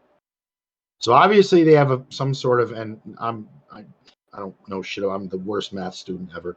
So obviously they have some weird math shit going on. But the thing was, they did know it was happening. There's no way that they set this up and didn't know that it was happening. They're trying to figure out how to keep a certain number of players in each division. That seems to be their challenge, is how can they balance it out where they have a certain amount of players in Kyber 1, 2, 3, and so on. He did say it's not intentional. I think many people disagree. But again, they're working on a solution. I thought maybe, are they that sneaky? Is this that they knew that all along? Are they trying to keep the whales spending hard so that they stay in Kyber 1 and in high positions? I mean, what did you, Kate, what did you make of this segment? I mean, he seemed genuine. It seems a little tough to kind of digest. Well, you knew it's been going on for a hot minute and you're still working it out. I mean, what do you think? When I heard this part, I kind of just like tuned it out a little bit, because anything that deals with ranking in GAC, I just don't care about. I've stopped since I've bounced between the two. I've stopped caring. I used to care a lot more when it was like I was consistently in Kyber 1, but I just don't care anymore. So what is people's complaints? That they're just getting pushed out of Kyber 1? Yeah, the Kyber 1 is shrinking. That's about the whole. That's okay. So Kyber 1's shrinking. So where does everyone else just gets pushed down? Yes. Yeah. So for instance, like if a player in Kyber 1 is at the cusp of possibly going into Kyber 2, let's say they have a record of 5-4, they potentially could get squished out of Kyber 1, even though they had a winning record. Yeah. Because Kyber 1 is shrinking rapidly. Every time a GAC season ends, it gets a little smaller and a little smaller and a little smaller. So for those that are trying to stay in Kyber 1 and gain the maximum amount of rewards, it's becoming more and more challenging. It just doesn't make any sense. There should be, I think, like maybe they just gate it to where it's a certain, I don't know. There should be an infinite amount of people that can be in Kyber 1 as long as you reach a certain threshold of something. You know what I mean? Like your player skill or whatever it is. Well, again, let's say once you hit any kind of certain once you get to a certain player skill, when you hit that number, you just automatically go in Kyber 1. Or is that already how it works? I don't really know how it works. So,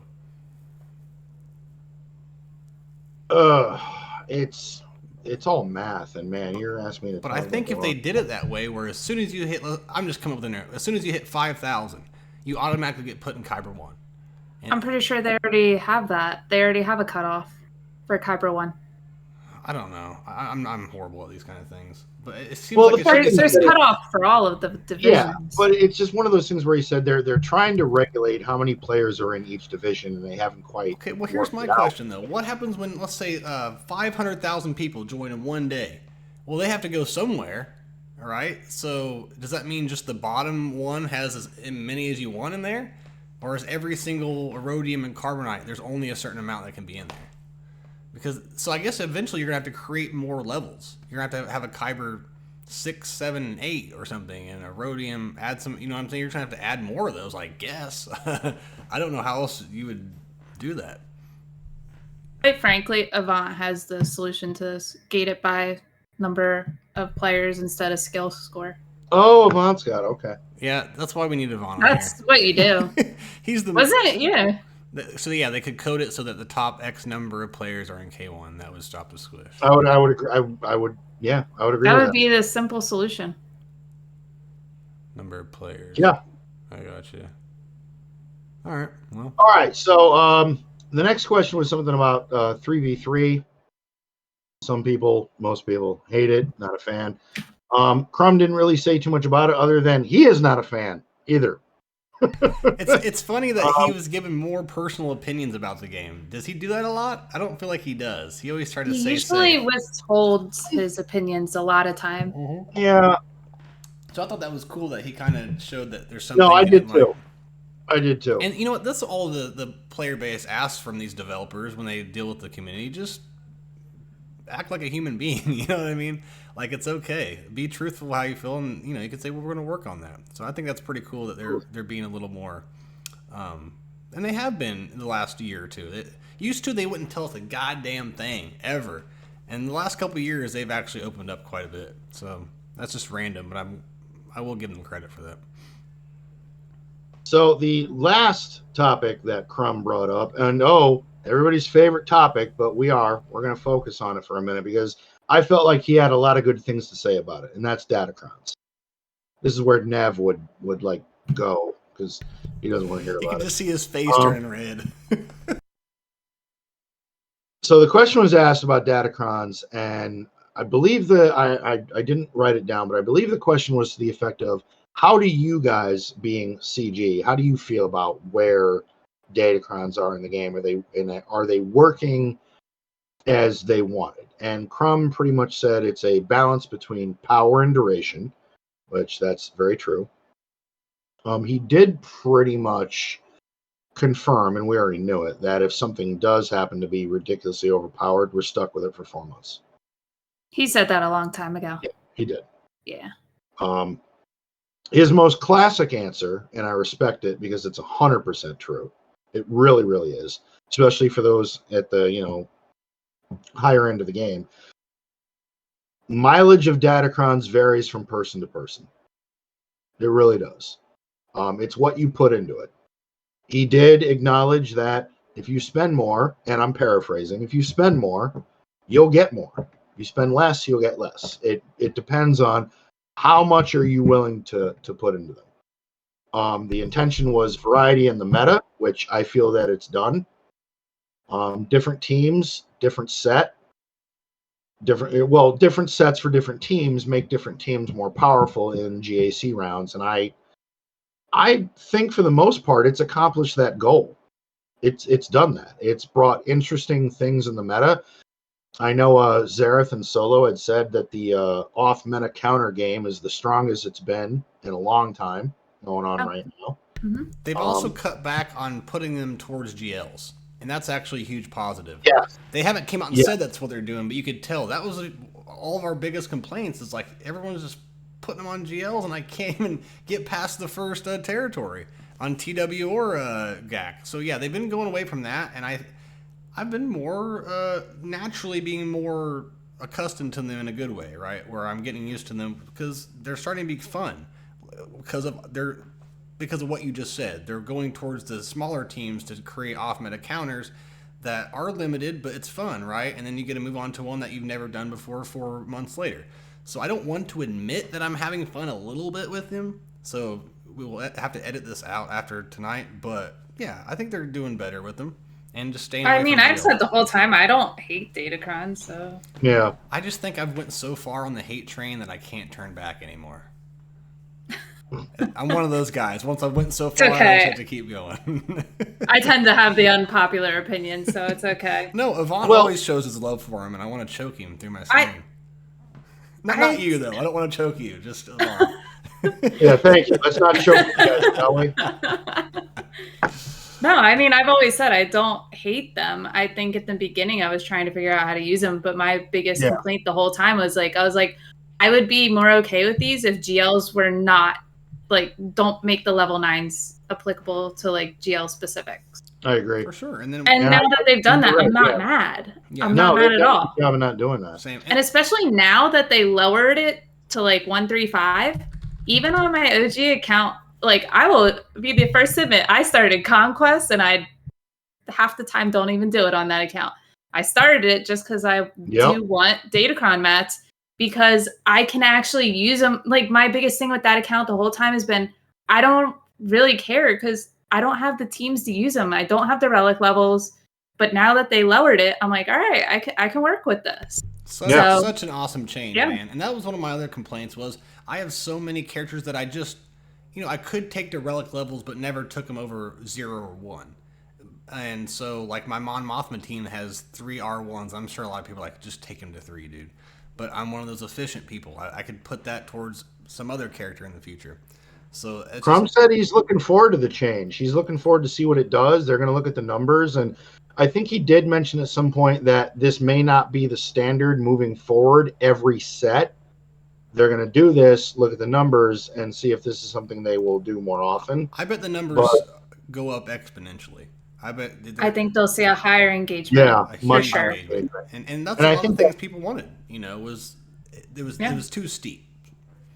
Yeah. Now, Kate, where you play, would you agree with that previous question that the intention for Datacrons was variety in the meta? Do you feel like that's been met? I do, actually. I really do. Because it's constantly changing, especially like where we play. There's different counters coming all the time. And I'm like, okay, that works now. Okay, let's go with it. Yep. And it's constantly changing and you're having to change strategies. You're applying the Datacrons to the same teams, but they're different every time. So you have to go into a lot of stuff with different strategies. And I like that. I like having to think more about it, but that's just me. Yeah, and I mean, I would. Yeah, I would agree. In the old days, it was just generic, right? There's no Datacrons. You just did the same thing. Every counter was the same. But yeah, it makes you think when you go in against your opponent because it's all RNG, so all your guys' Datacrons are different. But before Datacrons, it was just the same vanilla thing. You did every single Grand Arena. So I will agree. It changes things up. It changes up strategy. So I think in a lot of ways, Datacrons changed the name of the game in terms of the speed race. Because before Datacrons, it was all about who had the better mods, whose teams were faster. Now, it's kind of starting to look like it's coming down to, like, you can be really fast, but if you're sitting on a 375% defensive Datacron, I don't give a shit how fast you are. Oh, yeah. You need to shoot through my defense, and I'm going to get a turn eventually. So, I mean, that's where I think Datacrons really changed the game, where it stopped being a mod speed race, but now it's a Datacrons race. I don't know why, but the Speed Racer song entered my head when he said that. Go Speed Racer, go. Anyways, but that was every topic I had from the that I thought was really important. Now, Kate, you mentioned something to me in Discord, that something else you brought up that I missed. What was that again? Yeah, so I think it was actually the very first topic Crumb talked about, and it was in regards to the testing program.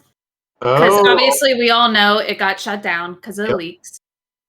He said that they basically, I'm trying to figure out where I wrote it down in my notes, but they've been looking into bringing it back essentially since it's been shut down.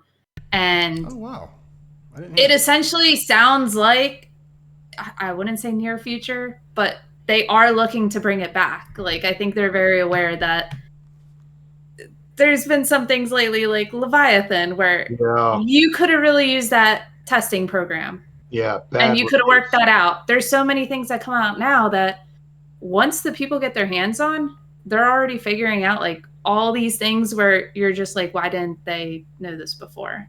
So I think it would be really good to bring back the beta testing program. Yeah, I think that's awesome. I didn't know that. Yeah. So, Logan, can you use your elite Illuminati resources to get me into this program? From your yacht? You got connections, man. I don't know anything about that. Slip some money somewhere. Yeah. Buy some people some crystals.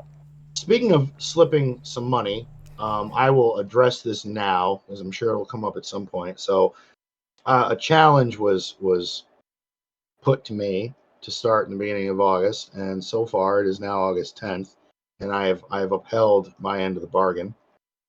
But to give me different perspective on how other people play the game, I decided this month to go free to play. Now, there are some stipulations that I set, because I do spend in this game quite a bit. There's been It's been well documented in this show that there are tunes that I sometimes say, "Yep, nope, my credit card's going to fix this problem," and I do it. I bought my $10 Conquest Pass. That was non-negotiable. So technically, I'm not free to play. But what I am free to play for is any pack that I see in the store that I normally would buy, and there's quite a few of them that hit the store regularly. I do not buy it. And I will say, as my experience has gone for the past 10 days, dude, this shit sucks. Welcome to our lives. No, I'm being 100%. Love This it. sucks because that pack for 10 more Omicrons for what it was, $30, dude, that shit would have been mine the day it dropped. Okay, well, that's one of our questions here in a little bit. Let's go ahead and answer it. So, would you buy that? Well, obviously, you would buy it. Kate, do you know what he's talking about? I'd buy it twice. I think I saw it in your guys' Discord. I'm pretty sure. Let me try and see if I can. Yeah, it's got 10 Omicrons. It's got 3 Zetas. It's got 20.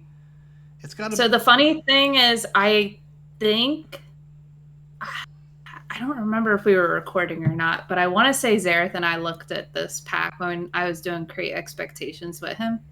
Yeah, it's got some. And I remember being like, kind of, because I don't look at the packs. I don't spend money on the game. I have no clue what the packs in the game look like. What is the going rate for anything? And I looked at this and I was like, for $30, like, why would you do that kind of thing? I'm like, literally the only thing in here worth it, I think, is the Omicrons. But like, would I really want to spend $30 to get 10 of them? I agree. I guess I'm just different because I would. That's just where my brain goes, because I'm almost positive Zareth and I had this conversation and I like sat there like, do people really spend $30 on this? Yeah, but I would. The Omicrons, I was like, all right, the Omicrons I can see that's worth it. But what? But I'm like, in my head, I'm like, what are you? Like, I have a whole list of stuff I need to Omicron, but I don't. Well, the thing, like for me, for instance, I'm realizing that Malicos is going to take 3. I'm going to give him all 3. He's just that, on paper, he just looks that devastating. I also don't know, as more characters and more marquees come out, I always like to keep at least one Omicron in reserve, which I already spent when Captain Rex hit, because I read that and went, oh yeah, here, please, take this. My gift to you, go and conquer. I would buy that because honestly, I feel like $30 for, and correct me if I'm wrong, there was some signal data in there, right? Yes, there was. So. There is. There's the green ones. So there is some blue signal data. That's helpful. There is some relic material. That's helpful. 3 Zetas, all right. You know, maybe if you're in a crunch, but I mean, if you're not hoarding Zetas, nothing with a else in there was useful. But the 10 Omicrons got me as that, because it's still the hardest resource to farm in the game. If you do well in your challenges, you get 2. If you get lucky, farming signal data each day, you might get 1 every once in a blue moon. So to me, knocking 10 off for that, it just seemed worth it. Yeah, but then essentially it's like you're spending $60 to get 1 full Omicron. Well, I said I would buy it twice. Doesn't mean I'm gonna. Well, he needs gas for his yacht. It's gas to put in his yacht. Yeah, but my brain goes to food, and I'm like, that's a lot of Chick-fil-A that would last me so much longer than 1 Omicron. It's funny that he said that, Kate, because whenever I want to buy something like a video game or something, I think, okay, this is, you know, if I don't go out and eat 5 times, I can get this. but the other thing, that's the very interesting thing about this game, is that nobody asks, but nobody really knows what somebody's financial situation that they're in, what do they make, how much do they have to do whatever they want. So you have different players in different aspects that will look at that and go, yeah, 10 Omicrons. So when I spend it, I look at it as, not only am I spending it on a resource that's really hard to get, I'm saving myself less time in game to farm this shit or go after it. And I have the means to look at that and go, yep, that's, to me, I agree with that decision. Well, we won't judge. entitled to their own. And this is why they give me shit Decision. about being on the top deck of a yacht. Yep. Okay, We this still gotta give is you That's shit. okay. this is the grief that I get from him and Avant and Discord on a regular basis of memes of Hey, you enjoy that yacht. rich jack-off sitting on the top deck. Don't worry about us. Enjoy that yacht. I just hate on But- you with jealousy, man. I'm just jealous of you looking up at you. Well, wish then I were you. eventually there's gonna be that $9.99 pack that comes out that has lots of signal data and 100 crystals and energy, and I always buy that one. Like the second I see it, yep, bought.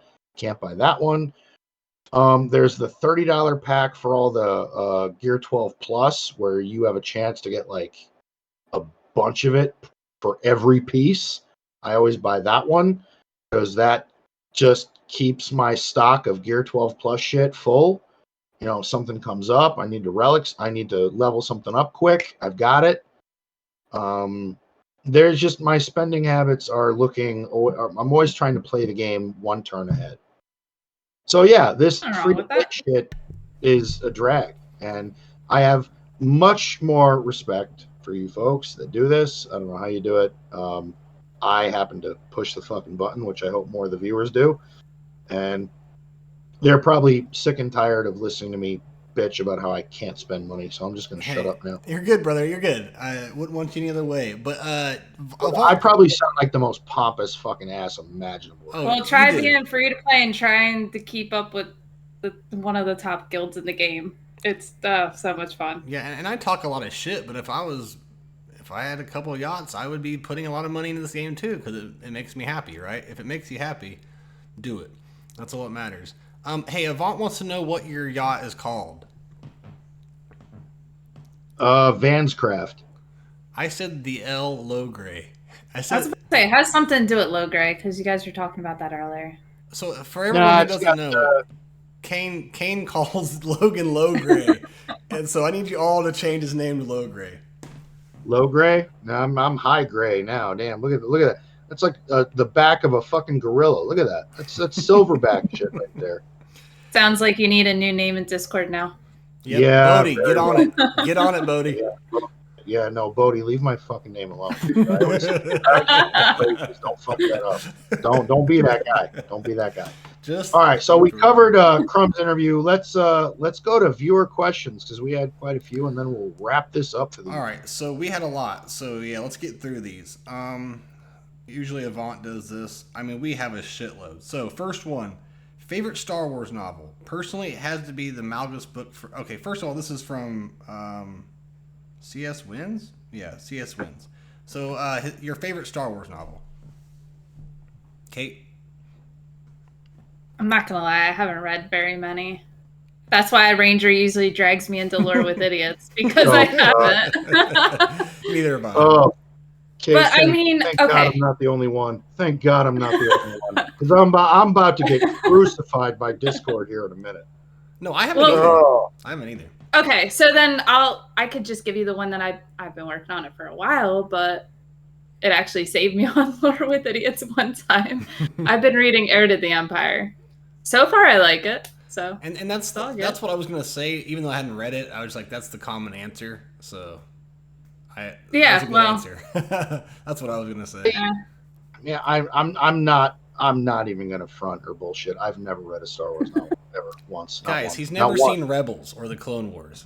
What do you expect him to do? I'm a Wait. purist. wait, hold on. You've never seen Rebels or Clone Wars? Bob, when Kate says goodbye, I'm gonna kick you in the dick. Okay, listen. I'm literally gonna put you over your own couch and I'm gonna kick you so They were fucking such hard. good shows, though. I just haven't had time. I'm They're half-hour episodes or less. You You can't know what? buy your I way just- through this, man. You No, have I to you can't. actually use your eyes and time to do this. No, I literally just ran out of excuses. But Kate, I gotta tell Kate this. So we all make fun of Logan now because we all knew he didn't watch Rebels because how he would pronounce their names. Bob, I'm gonna slack the shit out Oh, of you. that's great. Kanan was like Kanan. He was calling Ezra Urza. Urza Bridger was my favorite. Oh my god. But it's all right. But someday we're gonna have to get something going for you. Some kind of. I mean- see no excuses. They're literally like 20, 30 minutes. I mean, come on, look at my background. It's filled with pop culture and Pittsburgh Steelers shit. I can't watch everything. Yeah. I mean, I can. Well, it's off season right now, I think. So go watch he some. is a Steelers fan. No. Steelers open preseason tomorrow, and I already put a big thing in Discord on what any fan should do if you watch your team play preseason, what you should be looking for in your second and third stringers. I am very big into football. I pay very close attention to football. I give team breakdowns every week on win-losses. And as of last football season, I wasn't wrong often. Listen, man, the Steelers suck. We're not trying to watch Fuck them. you, Chiefs, man. You can't say that about me, buddy. Not everybody drafts a generational talent like you jagoff. You hit the lottery. Be happy and humble. I love you, man. Good It's just Lord. before that, the Steelers would always beat us. So I just had this like hate for them.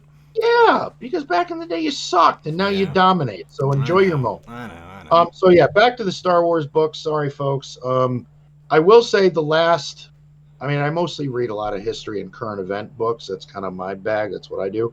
But for fun, I did just get done reading a book called The Last Ronin, which is a graphic novel about the Teenage Mutant Ninja Turtles when they are much older and a lot of time has passed. And I recommend that. It was a great read. It was a lot of fun. So, but yeah, no, I haven't read a Star Wars book. Sorry. I will say the only one I've ever read, and I was pretty young, it was like Tales of Jabba's Palace or something. And they're all short stories of the bounty hunters. And there's one with bounty hunters, and there's another book of Tales of Jabba's Palace. I read the bounty hunters one. It's pretty cool.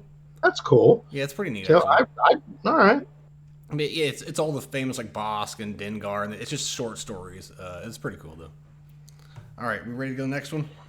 I'm gonna watch fucking Rebels this weekend just to shut you fucking people It's up. not bad, brother. Like there's some pretty good epic Star Wars Ciao. moments in it. It's pretty good, and it'll help you understand what's going on with Ahsoka in 2 weeks. So Yeah, there's actually like Sabine's gonna be in it. So he doesn't know who that is. Hera. I know Sabine and Hera. You don't know who they are, but they're gonna be in the show too. Deity of Mischief, thank you for the follow, buddy. Hope all is well, and thank you for the cheered bits. Hey, Deity. Oh, no kidding. Thank you, Good sir. to see you, buddy. Much appreciated. Also, Salt Monkey 2003 followed as well. Love the name, buddy. Salt monkey. That's Oh, great. shit. All right. A big gulp to the guy that has that name because that's outstanding. All right. What else we got for questions? Okay, CS Win has a shitload. I mean, there's a lot. So does mac and cheese? I love CS wins. Big shout Yeah, out. thanks, buddy. Okay, so like 3 hours before there were 0 questions, and then by the That's time, okay. By the time That's because I got on. No. That's because I got on Discord and bitched. Okay. I literally went, "Hey, guys, it's been 16 hours. There's one question. Like, Looks good. No. Like you guys are close to a hype train. Okay. Also, yeah, we got a hype train. Swamp, thank you for the bits, Almost. buddy. Nar gave out 5 Train community saves. too. Thank you, buddy. Love you, brother. holy hell. No, thank you much, man. Is Outstanding. this our first hype train? It might be. I think it is. Yeah. And if Bond's missing it, Well, you need one more to start the hype train. Oh, okay. oh, come on, one more, guys. Come on, one fellas. more. One more. Push the fucking button that says Somebody. subscribe. Not the one that I'll says do follow. Watto before the end of the show. There we go. Did it send us There it over? is. No, because DT already had the bits. It needs to be like somebody different. Okay. Well, we appreciate it, guys. If we don't get the hype train, we still love y'all. We appreciate it. Also, Yeah. Subtle Duggar, what the hell, man? You hadn't followed us yet? What's going on? There you go. There That we shit's. go. Oh, Oh, there you go. That's the hype train. Fingers, thank you. incoming. Yeah. I'm old. What does that mean? It's just once people like donate money at a certain point, it starts a hype train, and maybe it gets other people hyped to throw in as well. That's You're about already it. at a level. Oh wait, I always get confused if it's like if you're in a level 2 or if it's like almost to a level. So it's basically It's a almost. weird twitch form of persuasion. We're 72% there to level 2. Okay. Yeah, it's just kind of like. Oh shit! Who Whoa, just whoa. walked in the bar? What's up, buddy? Did you mean to? Hello. Hello there. Hello there.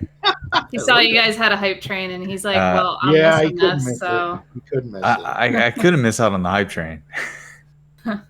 What's up, brother? What you up to?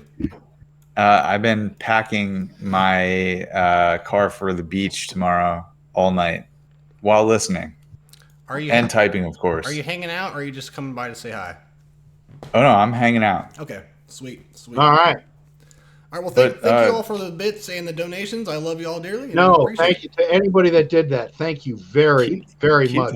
Keep the hype that going. fucking Love it. button. Love it. Continue to hang out. We are here. We got more questions to go through. A lot more fun. More answers. More comedy. Let's go. What else we got? Does mac and cheese belong on a Thanksgiving spread? Oh God, no. Fuck her off. No. Why not?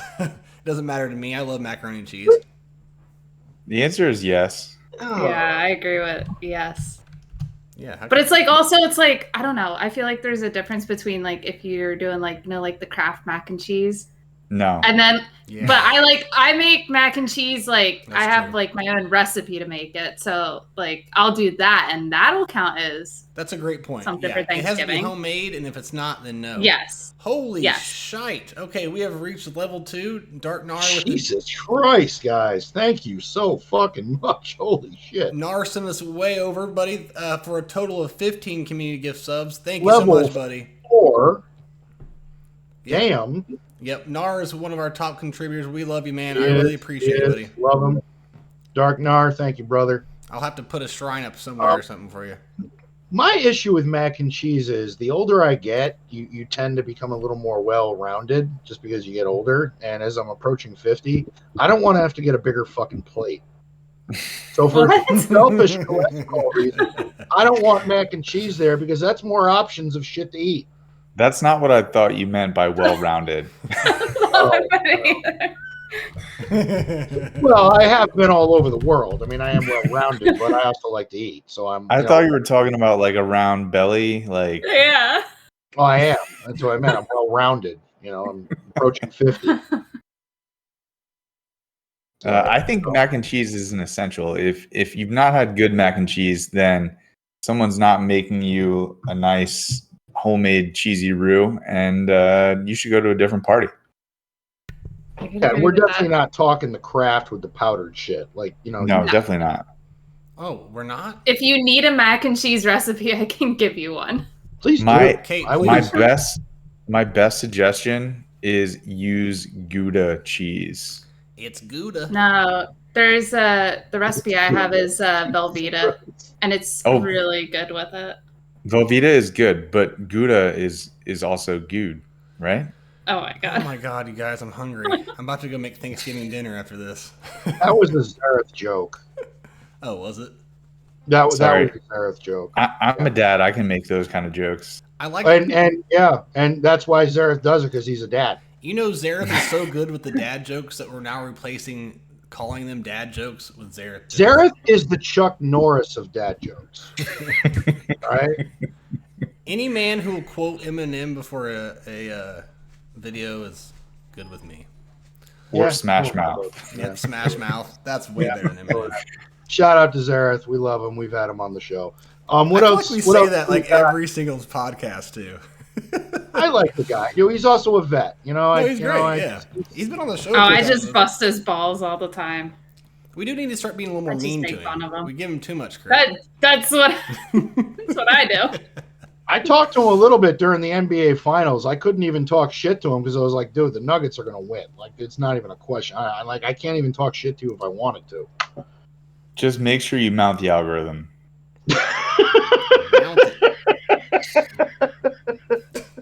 Okay. All right, Phil, let's move on. We got a long ways to go. I love that one. I love it when it's classic. It's great. And I'm sweating. All right, what else we got? So more from CS. When I say toast, what's the first bread that comes to mind? Like the type of bread? No, like I guess would you put jam on it? Would you just put butter on it? CS says he puts peanut butter and raspberry jam on pieces of toast. I don't have a preference. I just do butter. There's nothing else. I just do butter. Yep. Just a really decent piece of thick marble rye with some butter. Yeah. I don't generally eat toast, but where I live, the Amish make honey butter that's really good. Oh, it's so good. How do you run a computer? What? He doesn't You live live with with the the Amish. How do you run a computer? He said he No. lives near us. Oh, He just, I live in an area where there are Amish people near me. I'm not Amish, and I don't live in an Amish community. Avant still Yeah, if you churns go to- butter. If you go to Amish markets, they're like really good. I'm though. telling you, there are some They're spots really here in good. upstate New York where, yeah, you see them pulling their buggies, and yep, Oh, They know yeah. how to make. They know how to make stuff. They don't play They do. around. Yep. they make really good honey. Honey Really? butter. Yeah. Honey butter. They do also make good honey. We have some in our pantry right now. Also, make sure it's local. It's better for you. All right, so let me guess. Is the next question like what, or is the next topic? What are we going to talk about? Our favorite buffet? Fried Like, chicken. What's the best piece of fried chicken? Oh my god. We kind of did this Yeah, last we week. did do this, so we could just We skip did. that one. Breast for me, if anyone wants to know. So if you're at a function serving beers, what's your go-to? I'll start. You hand me an ice cold, and you know what? I don't give a fuck. Hand me an ice cold Miller Lite. I'm all over it. Just pass. I'll take a whiskey. All right, if there's no whiskey available, You have to pick a beer. Yeah. I'll take a hazy IPA. ooh, brave man. 'Cause Okay. If I'm gonna be hungover from all of the things that are in beers, might as well just go full tilt and take a hazy. What about you, Kate? I always go for Blue Moon. Miller High Life, baby. Gotta live the champagne of beers. Isn't that Budweiser? Um, No, Miller- that's a No, highlight. that's highlight. That's a highlight for Mil- sure. Miller. Yep. All right, let's move on here. That's it for CS for that section. I think he has more to come. Paul asks from the Escape Podcast, formerly, he says, "Can I have a pony and can I have $2,000?" Anyone want to answer that? That is a negative ghostwriter. The pattern is full on both requests. Paul. I will actually be getting married next September, so that's a definite no to the $2,000. Sorry. And mind you, only the elite are attending. Anyway, And as for the pony, I mean, I am from the Saratoga area. I mean, if you want to look at ponies, I can offer you a really nice day at the racetrack. Do you have to attend the wedding by yacht? Yes. And your GP is over 11 million, or fuck her off. dude, that's actually Oh, so I can badass. join. That would be Yes, cool. Kate I can can join. join. Kate can join. Yep. There's no, But if All you're right, under I 11 have to- million, then just I have to no, wail fuck- just a fuck little her. harder, and then I can come. No, just wail a little bit harder. All right, so Paul, you can, but I'm going to use your 2,000 to buy you a pony. All right, so next up, this is from Dark Nar. So far, CG have said Drogon is destined for. This is Bodhi. This is Bodhi. So far, CG has said Drogon is destined for Team Leia. Rex is Phoenix, Nisa is Ewok, and Scout is Imp Remnant.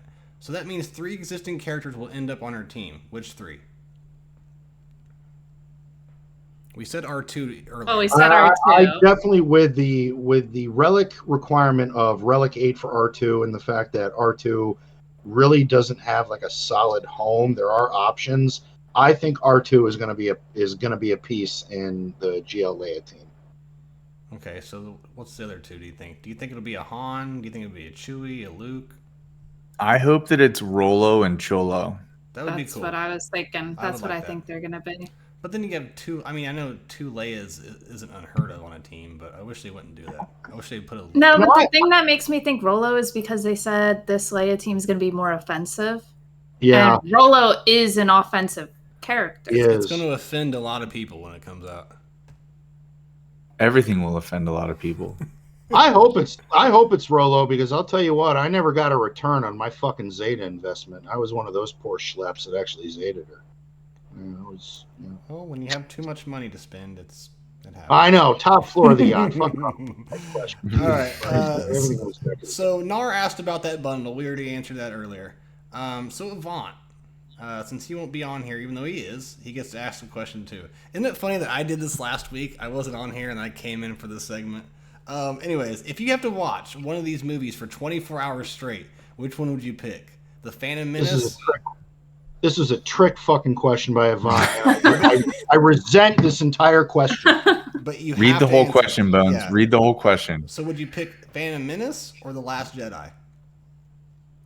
That you'd have to watch for 24 hours? 24 hours straight. Fuck, dude. Easy, Phantom Menace. Why? It's a trap. It is. Look, so the Phantom Menace, you got to understand, like, there's nostalgia factor there for me because I grew up with that. I grew up with the prequels. Yep. But they also had, like, some really great scenes, like the fight scene. Like, I just enjoyed it. I'm not popular. No, opinion, but... I'm right there with you. I'll say my part, but I want to hear what Logan has to say. All right, looks like he's still debating. No, it's actually really simple. During my days in the military and firing very large rounds downrange, doing field artillery for the Army, we had very interesting devices that we put in our ears called EarPro, which would muffle out a lot of outside noise. No. That being said, you did not lay out any stipulation. You can't adjust the rules because I outsmarted it. You're a coward. You have. I know. You're strapped down. Oh, I know. You're strapped I down. know. You can't move. No. There's earplugs in your This ears. is not a Clockwork Orange, and you're not giving me eye drops. What are you If talking Avant had to pick a beer, you have to pick a movie. I agree. Kate And you makes have a to great watch point, and listen Logan. to it. I am picking a movie. I'm just saying whenever JarJar is on screen, my earplugs go in. That's No. all I'm saying. No, the Oh, you stipulations. don't love the Gungans? There's no Okay, you modulation obviously of don't keep up with the show. there's no modulation of noise. No, I know. I've heard you guys It's okay. It's okay. about the Gungans before. There's no noise modulation and there's no fast forwarding. You have to watch the whole movie over and over for 24 hours. Okay, then I will take one for the team, and I will listen to that thing speak limitedly for certain parts of the But movie. when he's on the screen, he has to be in slow motion. The fact that it has no Bones, you can't. No, he said watch it.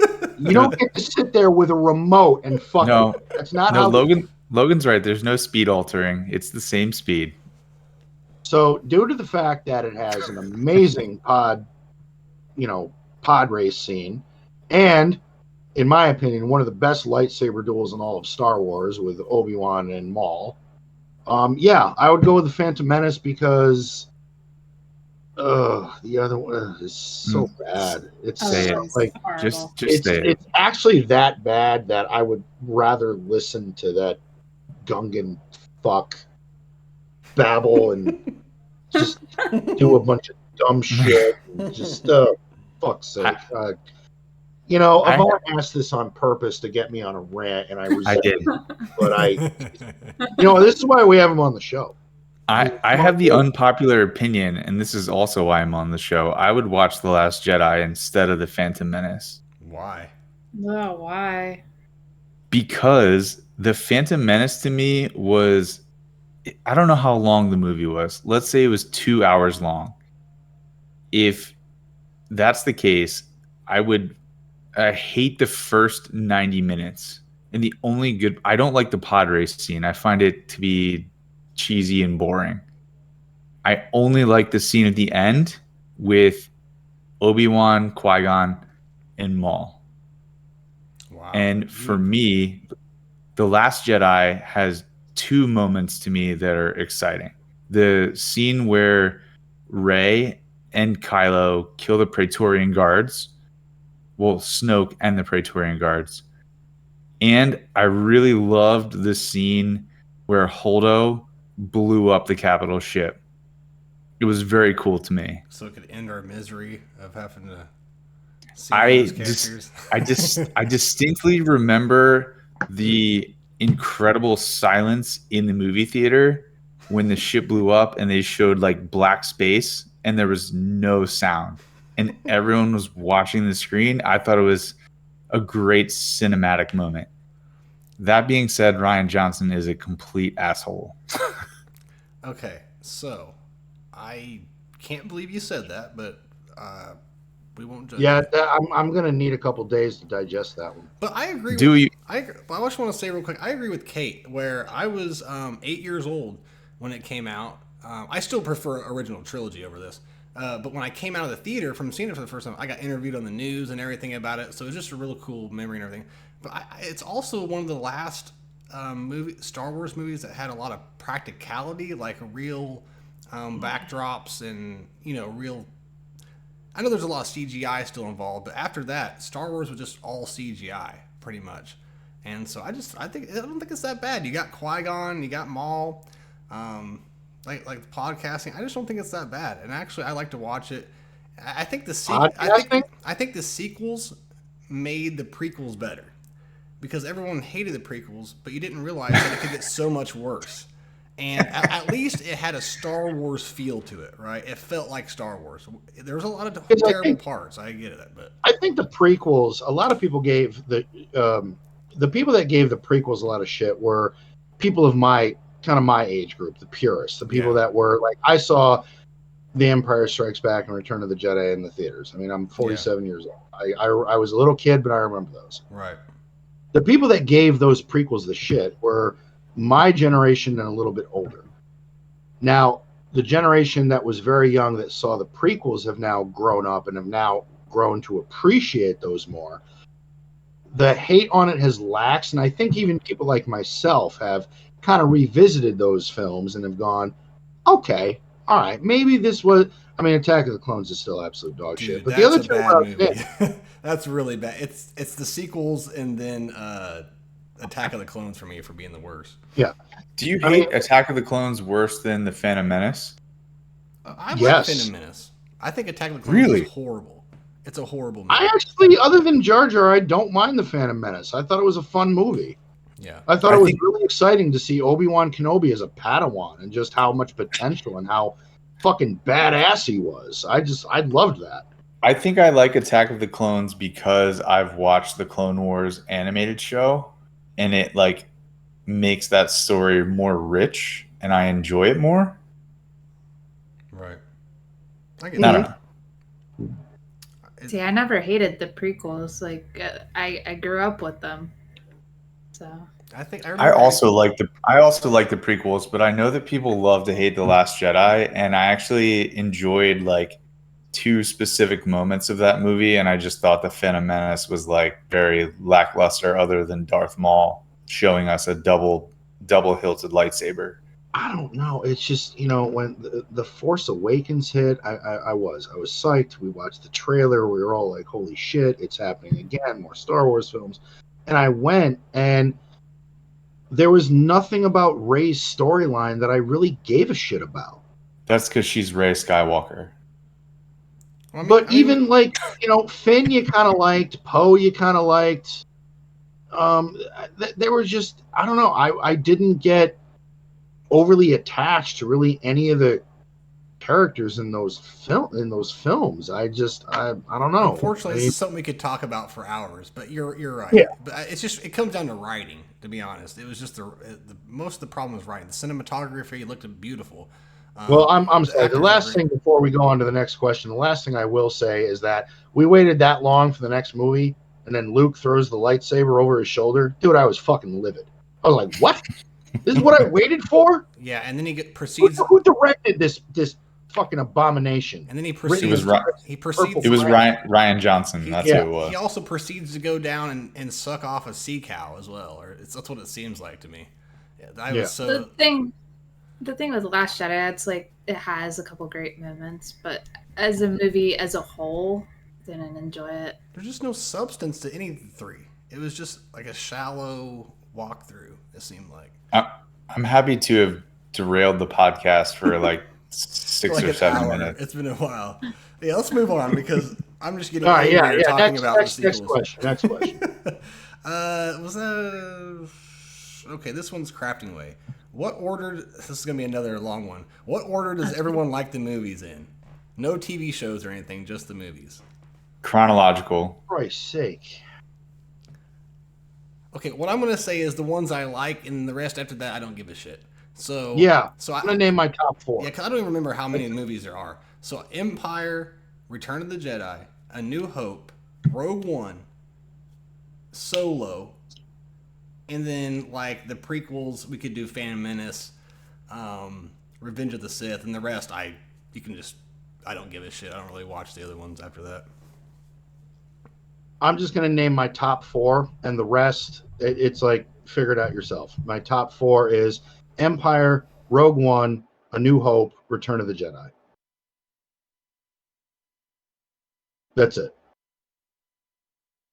Yeah, I believe that because you've never seen anything outside it. I can't really think of like an order off the top of my head, but like I can tell you, like I'm trying to go through them like in order to figure out which ones I like. So like the 4 I like the most are A New Hope. I mean, technically all the originals, like New Hope, Empire Strikes Back, and Return of the Jedi, but I also enjoyed Revenge of the Sith. So those are probably my 4. Okay. Yeah, I think for me, like, I'm not going to sit down and watch all of the films in a row. But if I like am making lunch on a Sunday and I want to watch a film, I'm going to put on either one of my probably top 4, Rogue One, Empire, Return of the Jedi, or Revenge of the Sith. Yeah. Or A New Hope. I like, if you throw that one in there too. Like the original trilogy, Revenge of the Sith, and Rogue One, not in any specific order, but those are the 5 that I really enjoy watching. Like, A New Hope is kind of showing its age.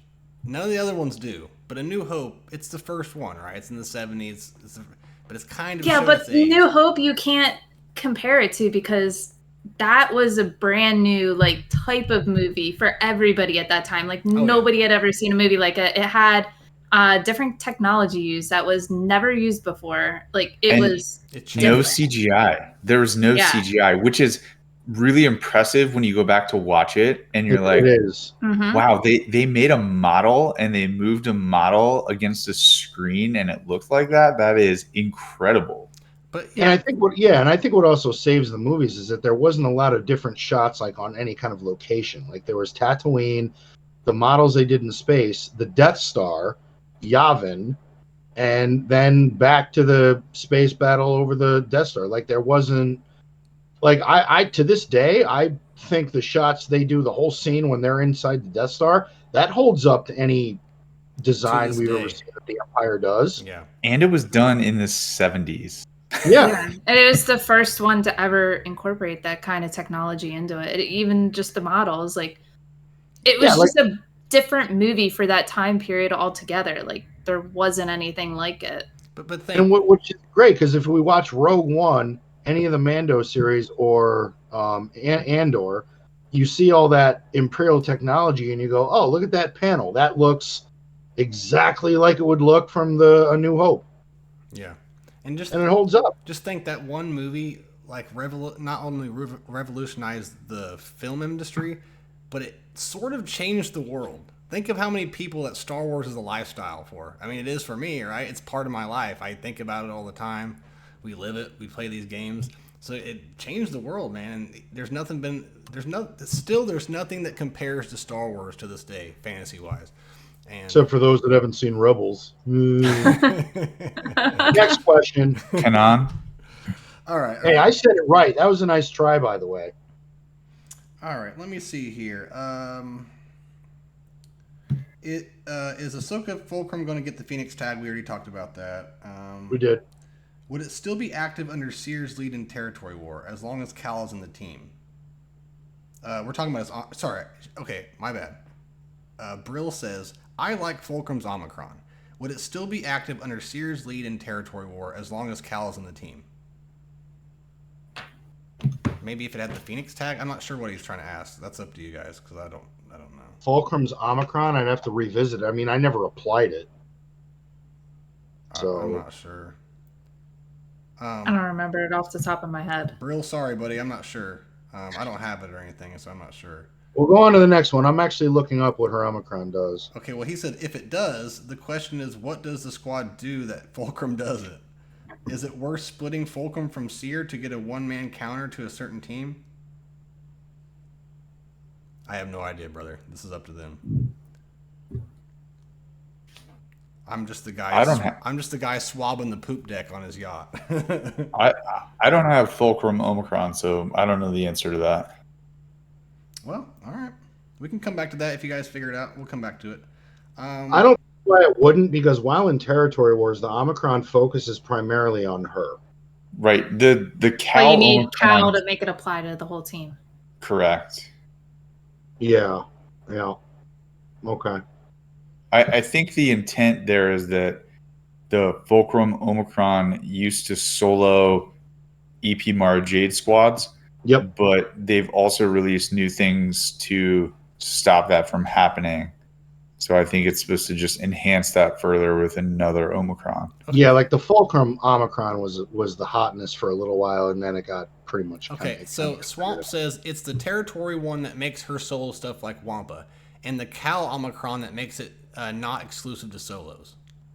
Yeah, but the only thing is with that, Cal, and even Cal by himself or with Fulcrum in Array team is pretty nasty. I don't know if they're gonna want to split that up.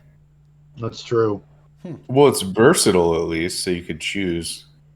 It is, but at least like where Logan and I play, that's like you're setting that on defense in Territory War probably every time. Yeah, gas up Kate's yacht after you're done with mine, okay?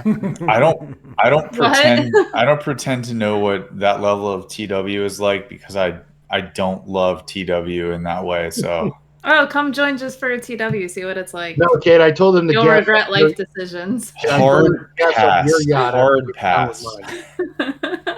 I'm happy in my casualness, but still competitive, but not PvP competitive guild.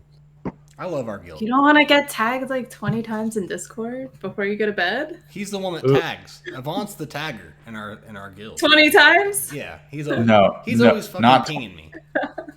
Okay. Avant has tagged him while we've been recording. It's great. I love it. Do your shit, and I won't have to tag you. But I'm not going to tag you more than once. Just read your shit, because you're either going to read it or you're not going to read it. And if you don't read it, then I'm just going to chastise you about it later. You know I'm just fucking with you, right, bud? Oh, yeah, of course I know. Okay. No, I need you, Avant. I need you to hold my hand through it all, please. Oh, Jesus Christ. Okay. We already held your hand through Conquest. What more do you want? Hey, you guys have changed my mind on Conquest, so I do appreciate you guys. All right, so we're moving on. So Subtle Dagger has a shitload of questions here.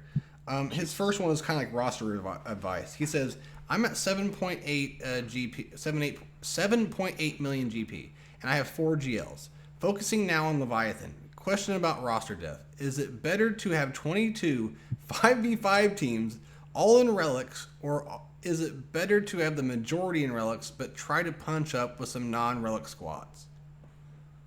Ooh, I'll leave it up to you guys. I would say the latter, because I think the number of squads is probably at that GP, the number of squads is more important than the level of relics, because more squads with Omicrons, I just feel like more squads is more valuable than having like more squads all at relic 5, because the only thing you gain there is Datacron usage, whereas a team like Iden at relic with 2 relic troopers and 2 gear 12 troopers can still counter something effectively. So I don't think your squads have to be full relics. I think if the squad is good and there's an Omicron or a Zeta, or there's good squad mechanics that would make it more important to have depth versus relic levels. I'll agree with that, because I have several teams that will still have like 1 gear 12. Everyone's relic, but I have like that 1 gear 12 that still does what he needs to do without being relic. So unless you're Kyber 1 or Kyber 2, you don't need full relic squads. Like, you can still get away with gear 12 and relics mixed in and have the squad be effective. You guys have anything to add? Well, so I'm at the 8 million GP with like my OG account, and I think it's definitely more important for depth. I think I personally rely heavily on Omicrons in that case. Like, it's kind of funny. You look at my 2 rosters, like the high end one has like all the TW Omicrons, and like my OG one has like all the GAC ones. I rely so heavily on Omicrons to win me matches, but it doesn't mean my teams are completely relicked. No, I agree. I'm trying to just punch up with the Omicrons. Yep, The Omicrons help though. Mm-hmm. Yep. Oh yeah. Yep, for sure. I already applied the Marin one because I already had the Asajj one. I'm like, you know what? Gives me one more team to use. I'm sad. Yeah. I just got her to gear 13 and I'm sad. No, that's Who, Marin? Yeah. Why are you sad? Yeah. Because they're talking about they're investigating the mechanics. The Jabba. Yeah. Yeah. Which is stupid because people have been doing that since day one, haven't they? It's just now But the thing trickling is, it down. wasn't. Yeah, but just because they're investigating doesn't mean like it's Yeah, I gonna know, change. but not- it's like, hey, it's we're not beating- sniffing this out, but like I don't want to waste 2 Omicrons if they're gonna nerf it. But it's not beating Jabba, from what I understand. It can. It can, but the modding has to be on point. And it's like 24% chance of winning. I've watched a couple of That's videos. not high. Yeah. Like, it makes the cleanup real easy because then you just bring in, Mon Mothma and Rebel fighters and clean Jabba up, and it's I was over. about to say, you could also But- use Imperial troops as well. So Yeah, Like you use CLS. yeah. That's So a win. That's a if good you wanted win, though. something really cheap, Mon Mothma, just throw it in there and knock Jabba out and get your banners. But it is a different alternate option in dealing with Jabba because Jabba is just so defensively focused. hey fellas, just a second. I gotta make an announcement. Shaka 08, thank you for the raid, my friend. Hope all is well. With a party of 14. Ray Rock, what's up, buddy? But Good night, 14. All right. welcome everybody. Thank you much. Thank you all for coming How's by. everybody doing? With that being said, if you guys Yeah, if you have any Swigo questions or anything you want to ask us, let us know. but also if you aren't followed yet, push the fucking button, people. Oh yeah, hit the fucking button. That's right. That many more new people? Yeah, you all have fingers, right? hit a button. It's that simple. God damn it. But yeah, good to see everyone. Hope all is well. All right, so are we good on that question, or do we want to keep on moving on here? Yeah, go to the next one. Go ahead. There's a Swigo question that I read that it's coming up, and goddamn, it made me sit back and go, "Holy shit, I don't know."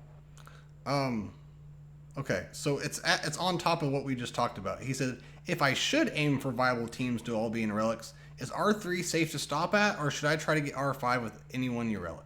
I would say 5. I would say R5. Relic 5. Yeah.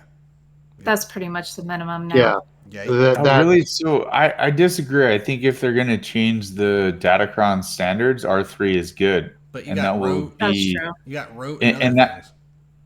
it will also allow for better roster distribution where you don't have to just like focus on a couple squads. You can actually like spread it out a little more. I would agree Well, with that. That's the thing. During the Crumb interview, he said they're trying this. It may not be the standard. Right. But we don't know what's going to happen, right? No, we don't. But we also think how much it takes to go up to R5. It's not bad.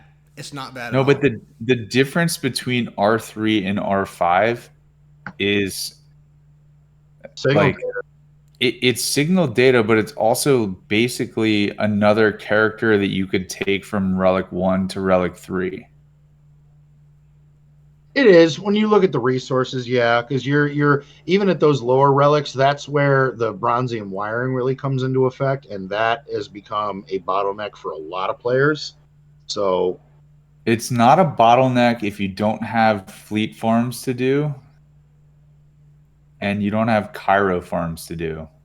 Or sorry, if you don't have hard node farms to do and you can farm light side 7B, then you can get shock prods and materials for bronziums. well, yeah, I mean, if you're up to date and everything, and that's just a node that you just spend that energy on, then yeah, I mean, I run into a bronzium wiring crunch every now and again, but then I take a couple days and completely focus on that node, and I'm restocked. So Hmm. Okay. Anything else you want to add to that? Alrighty. No. All right. So another one from Subtle Doctor. This is a non-swag question. Subtle is from Canada. What 2 places would you recommend me, my wife, and our teenage daughter visiting in the U.S. and why? Anybody? Well, if it's like your first time in the US, I would definitely say Disney World. Yeah. they've been there. That's Oh, they've been there? Yeah, wasn't that on there? Wasn't that in Was the it? mention in Discord, Bob? When they said that they'd already been to Disney World. Oh, I didn't read it. See, what I do is I separate the questions into another place, so I'm not seeing their comments, so I'm not sure. It was edited. It might have been edited after. Okay, well, All I mean that's a good. I That's a thought good you thing. mentioned maybe he'd taken his family to Disney World. I'll let you folks take point on that. But yeah, she's right. So- Like, I mean that's America, man. Disney World. You think of Disney World in America. I live in Maryland, and being close to Washington, D.C., I think that is a great place to visit if you've never visited the U.S. because it's the capital of the United States, and there's tons of museums and things to do. Some are free, some you pay to do, but I think D.C. has a lot to offer. It also has a lot of culture, different different restaurants, different neighborhoods, lots of different things to do.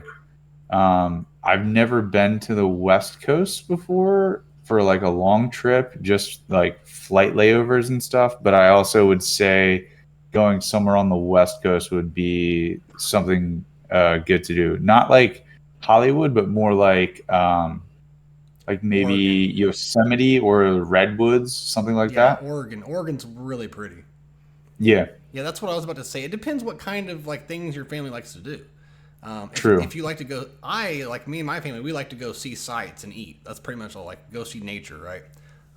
So I would say you should go two different places. Go to the mountains and go to the coast. There's a lot of the coast. I think the prettiest coast would be Oregon. There's a lot of cool stuff in Oregon to do. Lots of cool like waterfalls and hikes and all that. At the same time, I would say like Colorado or somewhere with some mountains. Oh, the Rockies are pretty breathtaking. Montana, places like that. They are. I mean, They are. I wish I could. I would rather live in a shed in the mountains than a mansion in Kansas or somewhere. You know what I mean? Like, I love the mountains. So I would just say think about Colorado or something like that. And also, Oregon's very expensive, but like he said, the West Coast, Florida sucks. All there is beach. After the beaches, that's it. It's fucking hot here. I don't hate it here, but Humid. California is cooler. There's so much more to do in California and in Oregon. That long thing. So that's my Just answer. don't go to New York City. It's so overrated. Oh God, don't go there. I haven't been there, but just looking at it looks overrated. I've never had Don't one go. desire to go. That and New Orleans. I've never had a desire to go to either one. And I wish I had $1 for every time I've been to New York City. And I you know what? I have to agree. There are some parts that are really nice. There are some very, some Italian restaurants I could, potentially recommend. A couple in Brooklyn, but other than that, I mean, I've lived in upstate New York all my life. And to be 100% honest, and this is coming from some bias. I think the Northeast is a great place to visit, especially. I mean, yeah, Boston can get a little hectic, but there's a lot of history there. You've got parts of upstate New York. You've got the Adirondack State Park, Lake George, Lake Champlain, Vermont. You can travel all up and down the coast of Maine, which is just absolutely breathtaking. In fact, when I get married in September, my bride-to-be and I are taking a 2-week honeymoon in Maine. And we're just, we've got different plans of different hotels we're going to stay out and different places we're going to eat and different things we're going to do. We love the Northeast. And, the other thing I think about is also climate. I mean, really, during the summer, who the fuck wants to go to the South or the Midwest unless you like baking? I mean, I'm not one of those tourists that goes to Death Valley when it's 130 degrees and takes a selfie and is like, I was here. Why? I'd be dead. I felt those kind of temperatures before, and they're not fun. Yeah. So that's what I would do. Well, also, if you're like me and you're obsessed with Halloween, Salem at Halloween Salem is is amazing. a cool place. Oh my God, it's a museum where they do a whole show. Oh my God, that's awesome. I stayed. So me and my one friend Danielle, we went and we stayed in Salem over Halloween like 5-6 years ago, and we stayed in the Hawthorne, which is one of the haunted hotels there. And oh my God, it was incredible. Other than we definitely had some weird stuff happen at the Hawthorne. But- Like what? I'm always interested in these stories.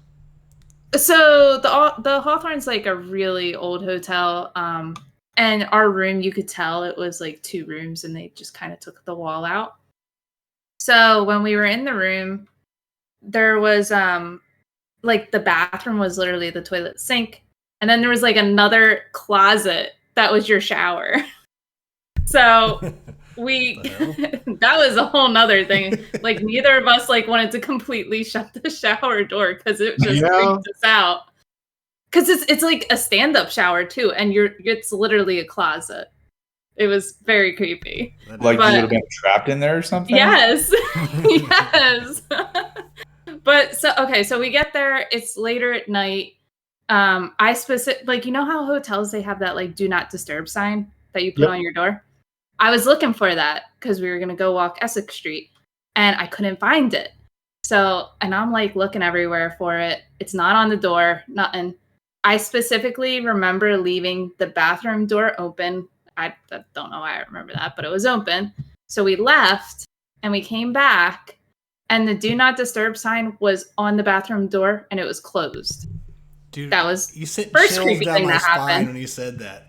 That's weird. So there was also, so then the next day, I think it was All Hallows Eve, we went on one of the tours, which was creepy in itself because I specifically remember standing there and the tour guide is like, oh, like, does anybody like feel like it's like somebody, like a little kid, like gripping your hand or something? And my hand is kind of like doing like this, which I'm like, all right, maybe it's just cold. Like, we're going to go with it's cold out. And they're like, oh, well, are you a teacher or something? I'm like, no. And they're like, oh, it usually attracts the teachers. I'm like, I mean, I'm a coach of a soccer team, but that's You also about teach it. Slugga. Come on. You're a teacher. I wasn't at that time. Oh, really? Not at that time. Oh, yeah, no, this was like it's got to be crazy. like 6 years ago. Yeah, that's weird. I'm like, all right, I'm going to go with it's cold outside. But they're saying like a little kid is gripping my hand, and I don't want to think about that. But so in our room, there was chandeliers above our beds, and we could not find the lights for them. Not at all. So they're off. We go back to the room, and the lights are dimmed. And we're just like, what the fuck? We didn't turn them on. We don't know how to turn them on. So yeah. And then you heard like little kids like running above the floor above us at like 3 a.m., which they say that's a thing. So we heard that. So yeah. Like Avant. No, there's a lot of. I mean, if you're into that kind of stuff, there's lots of places in the Northeast. I mean, Sleepy Hollow. There's lots of cemeteries in upstate New York that are, I think one of the most top 10 haunted places in the country. I think is a cemetery in Troy, New York, the Brunswick Cemetery, which is supposedly haunted. So Logan, Avant, do you guys believe in ghosts, or do you think it's just silliness? I'm for it. I'm that asshole in a haunted house horror movie that would die first because I'm the jackass that walks into the dining room, puts his hands up in the air, and says, "What? Well, what are you supposed to be afraid of? Really? If there's a ghost here, show me." And then I would get decapitated, and then that would like be the end of my part. My dad swears that his mom was a medium and that she could talk to ghosts and people who have passed. I never personally experienced it, but I always found it to be very interesting and very intriguing. So I want to believe, but I'm a skeptic at heart. So I'm always trying to find a reason why it's not a ghost or whatever. But when I was younger, and when I say younger, I mean like in my teenage years, I would experience shit all the time on my grandma's farm. And maybe it's just because I lived out there and I experienced it. But once I kind of got older, it just quit happening to me. But there was things that I could never explain to me and my family all the time. So I do believe in it, but it seems like I got older and maybe I'm just not in areas where it's happens a lot. But I've never really experienced anything unexplained in a long time. But yeah, all right. Bane's making fun of me in chat because I refuse to use Ouija boards. Like, I won't even use them in Phasmophobia. I won't do it. Fuck no. You should. Oh, the Ouija boards? No. See, I'd be the guy that would like nothing good happens when you use a Ouija board. Nothing good comes of it. No matter whether you believe it does something or not, what good is going to come out of that? So There's nothing good coming out of a Ouija board. No, No, thank you. I'm going to go to bed. I'm going to sleep for 7 hours. I'm going to get up and go to work. What do you mean what bad is going to happen? He might be grumpier with the demon inside him now, but it won't change much. He's still pretty I'd grumpy. probably be a little more crunchy if I was puking up pea soup and all that shit. Maybe you'll be in a better mood, actually, with the demon inside you. What an excellent day for an exorcism. Maybe he'd actually watch Rebels. Yeah. I mean, any demon would. You know what? After the wedding and all the planning, I will watch Rebels. My God. Logan, just watch the Twin Sons episode. All right. I will do that. I can't promise I'm going to do it tomorrow because there's a shit ton of NFL preseason I got to watch and I got to scout shit. So it's one episode. It's less than a half an hour, and all you need to know is that Ezra has a Sith holocron, and the holocron is talking to him, and he's following it, and then go from there. And that's basically all you. Well, not all you need to know, but that's a very important story arc. I like how Logan said he had a lot of scouting to do tomorrow for preseason, like he's a coach. Yeah, get your stopwatch out, Logan. No, the Steelers play tomorrow. I enjoy preseason. I like seeing what the second stringers and the rookies do. I explained all this in Discord. No, I know. You're good. You know, I'm way into football more than I should be. I pay attention to QBR for Christ's sakes. That's an Is football the big sport you're into, or are you into anything else? I follow baseball, not as much. I do follow basketball, but really only during the playoffs. The 82-game season just bores me to tears. But no, football I pay attention to very, very much every week. He's also really into curling as well. Curling? And really? underwater basket weaving. Yeah, way into that too. All right, next fucking question. You know when Logan's ready to get off the stream, it's like, all right, let's fucking No. I'm enjoying this. I'm going to have you ask the question. I'm going to go get another glass of wine, and when I come back up, hopefully you'll tell me what the question is. All right, go ahead. Okay, so Subtle Dagger has another one. What would you be doing if you weren't spending an hour or more a day playing Swugga? Okay, I have the answer for this. I'd be looking out my window, just staring off into space, thinking about life. You know, like the meme where Pablo Escobar's got his, he's looking out into the fields and stuff. That would be me. I've been wanting to take up stand-up paddleboarding, and that's probably what I would do. I thought you were going to say you're going to be a comedian, stand-up comedy. No, that terrifies me. I feel like I'm good with situational comedy, but like standing in front of a crowd telling jokes is terrifying to me. I thought you were going to say stand-up comedy too. I agree, man. I used to rap in high school or whatever. And I mean, people were listening to it and stuff. I mean, it's terrible, don't get me wrong. But I quit doing it because I knew eventually that I got big enough, I'd have to go on stage and perform with people. And that just terrifies me. I could never do that. No, stand-up paddleboarding is what I would do. It's really peaceful. The water is beautiful, and I live in Maryland, so I live on the Chesapeake Bay. So it's very nice to go just out on the water, whether it's a creek or a river, or definitely not the bay on a paddleboard. But it's good. It's nice and scenic. Okay. What was the question? You could do that now. Paddleboarding isn't hard. No, I've done it before. You just do it more. Yeah, I would like to do it more. That would be his replacement hobby, I guess. So Subtle asked, what would you do? What would you be doing if you weren't spending an hour or more a day playing Swugga?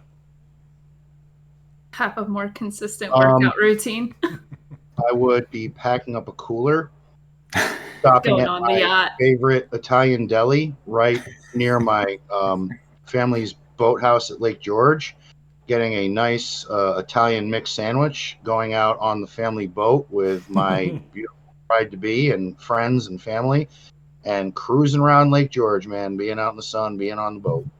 So instead of a figurative yacht, you would have an actual reality yacht. A 25-foot Sea Ray, yeah. Okay. All right. Not a pontoon boat. No, that's next. We're actually thinking about probably selling the boat and going pontoon. Those 4-stroke outboard motors, those things sip gasoline, considering, compared to a 375 horsepower fucking inboard outboard. Yeah, if you pass a pontoon boat, they're having a good party, so you might as well just jump on. Yep. Yeah, there's a really bad country song about pontoon boats. Yeah, there is. That's true.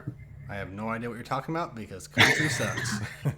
Anyway, Go ahead, Logan. Hit that tune.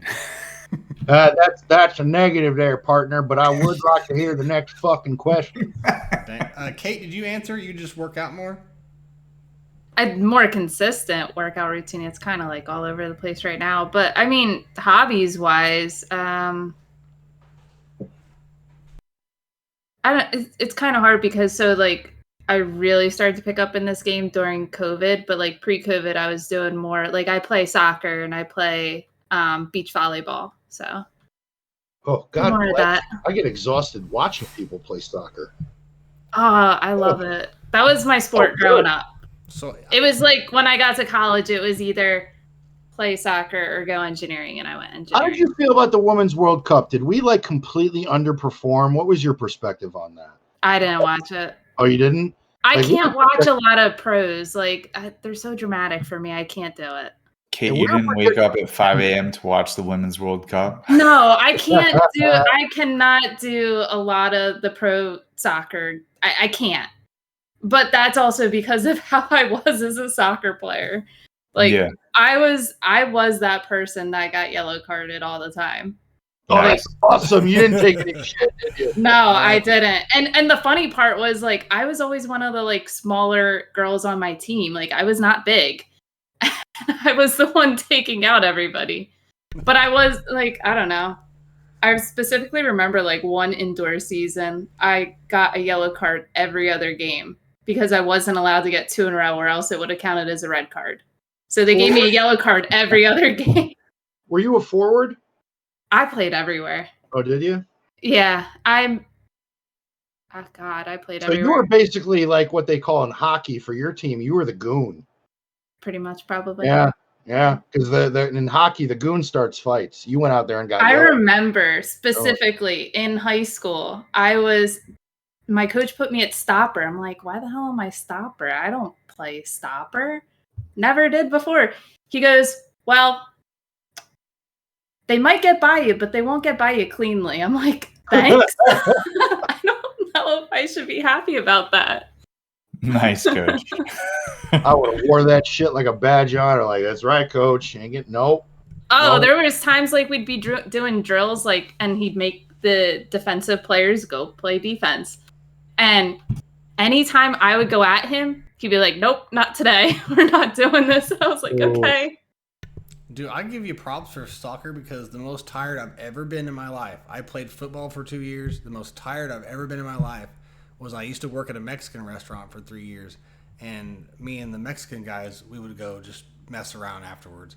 One time I played soccer with them, and I was on the ground for an hour because my side hurt so bad. It is the endurance you need for soccer is insane. And it doesn't look like that, right? It just looks like you're running around, kicking the ball around. It is insanely. It just looks like you're running around. That's exhausting enough. I know. Well, especially when you played midfield, and I played midfield a lot because that's you're running back and forth the whole time. Yeah. I hated it. I hate running. So Same. I didn't like that position. See, I was a track and field athlete, so my sport is your sport's punishment. Uh-huh. Yep. And then Ray Rock asked if I played goalie. I didn't play starting goalie, but I was one of the options as a backup goalie, yes. I didn't like that, but I was an option. I didn't play anything, but I actually assisted one of the teachers at my high school to be his color commentator when we did stuff kind of like in their little tower booth for our high school football game. So that's kind of where my love for football came from, was watching it, analyzing it, commenting on it, and never played, but I know a fuck ton about football. And I think if I ever had to do my life all over again, I'd probably go into sports broadcasting, to be honest.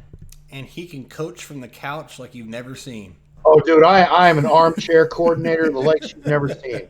When my Steelers are on Sunday, I'm like, what the are you doing on a 3rd and 8? I'm going to kill you. This could be an interesting segment on a slow news week. We could do Logan commentates blank. Yep. He sounds like me when I watch hockey. Oh, you like hockey? Okay. Oh yeah, I come from a hockey family. Like the way my husband like met our family, it's like, here's my grandma. She like yells at the TV when a hockey game is on. She checks her husband like a hockey person would. There is no better experience than being near the ice during a live hockey game. It's the best live sport. Oh yeah. That sound when they hit the glass, that is frightening. You're like, oh, God damn. Oh, it's so great. I love it. The sounds of hockey are unrivaled compared to any other live sport. And I hate heat. And it's always very cool in hockey or in an arena where there's a hockey game. Well, it's played on ice. You know that, right? Well, no shit. Actually, the best part about everything, it's so like my family, we have season tickets in our family. And our team had gone to the Stanley Cup one year. And my Uncle Bill, who's my grandmom's brother, was supposed to go to the game. But my great-grandpa said, like, all right, you're not allowed to sneak out. He snuck out. And my great-grandpa caught him, called up my grandma and was like, hey, we got tickets to the Stanley Cup game tomorrow. Do you want to go? Because your brother got caught sneaking out. They won the Stanley Cup at that game, and we never let my uncle live it down. Oh, man. No. That would be the worst. So, like, if he wouldn't have snuck out, would he still have been able to go? He would have went. Yeah. If he didn't sneak out, he would have went. Oh, that's crazy. That's shitty. Yeah, I wouldn't let him leave that. We never let him live it down.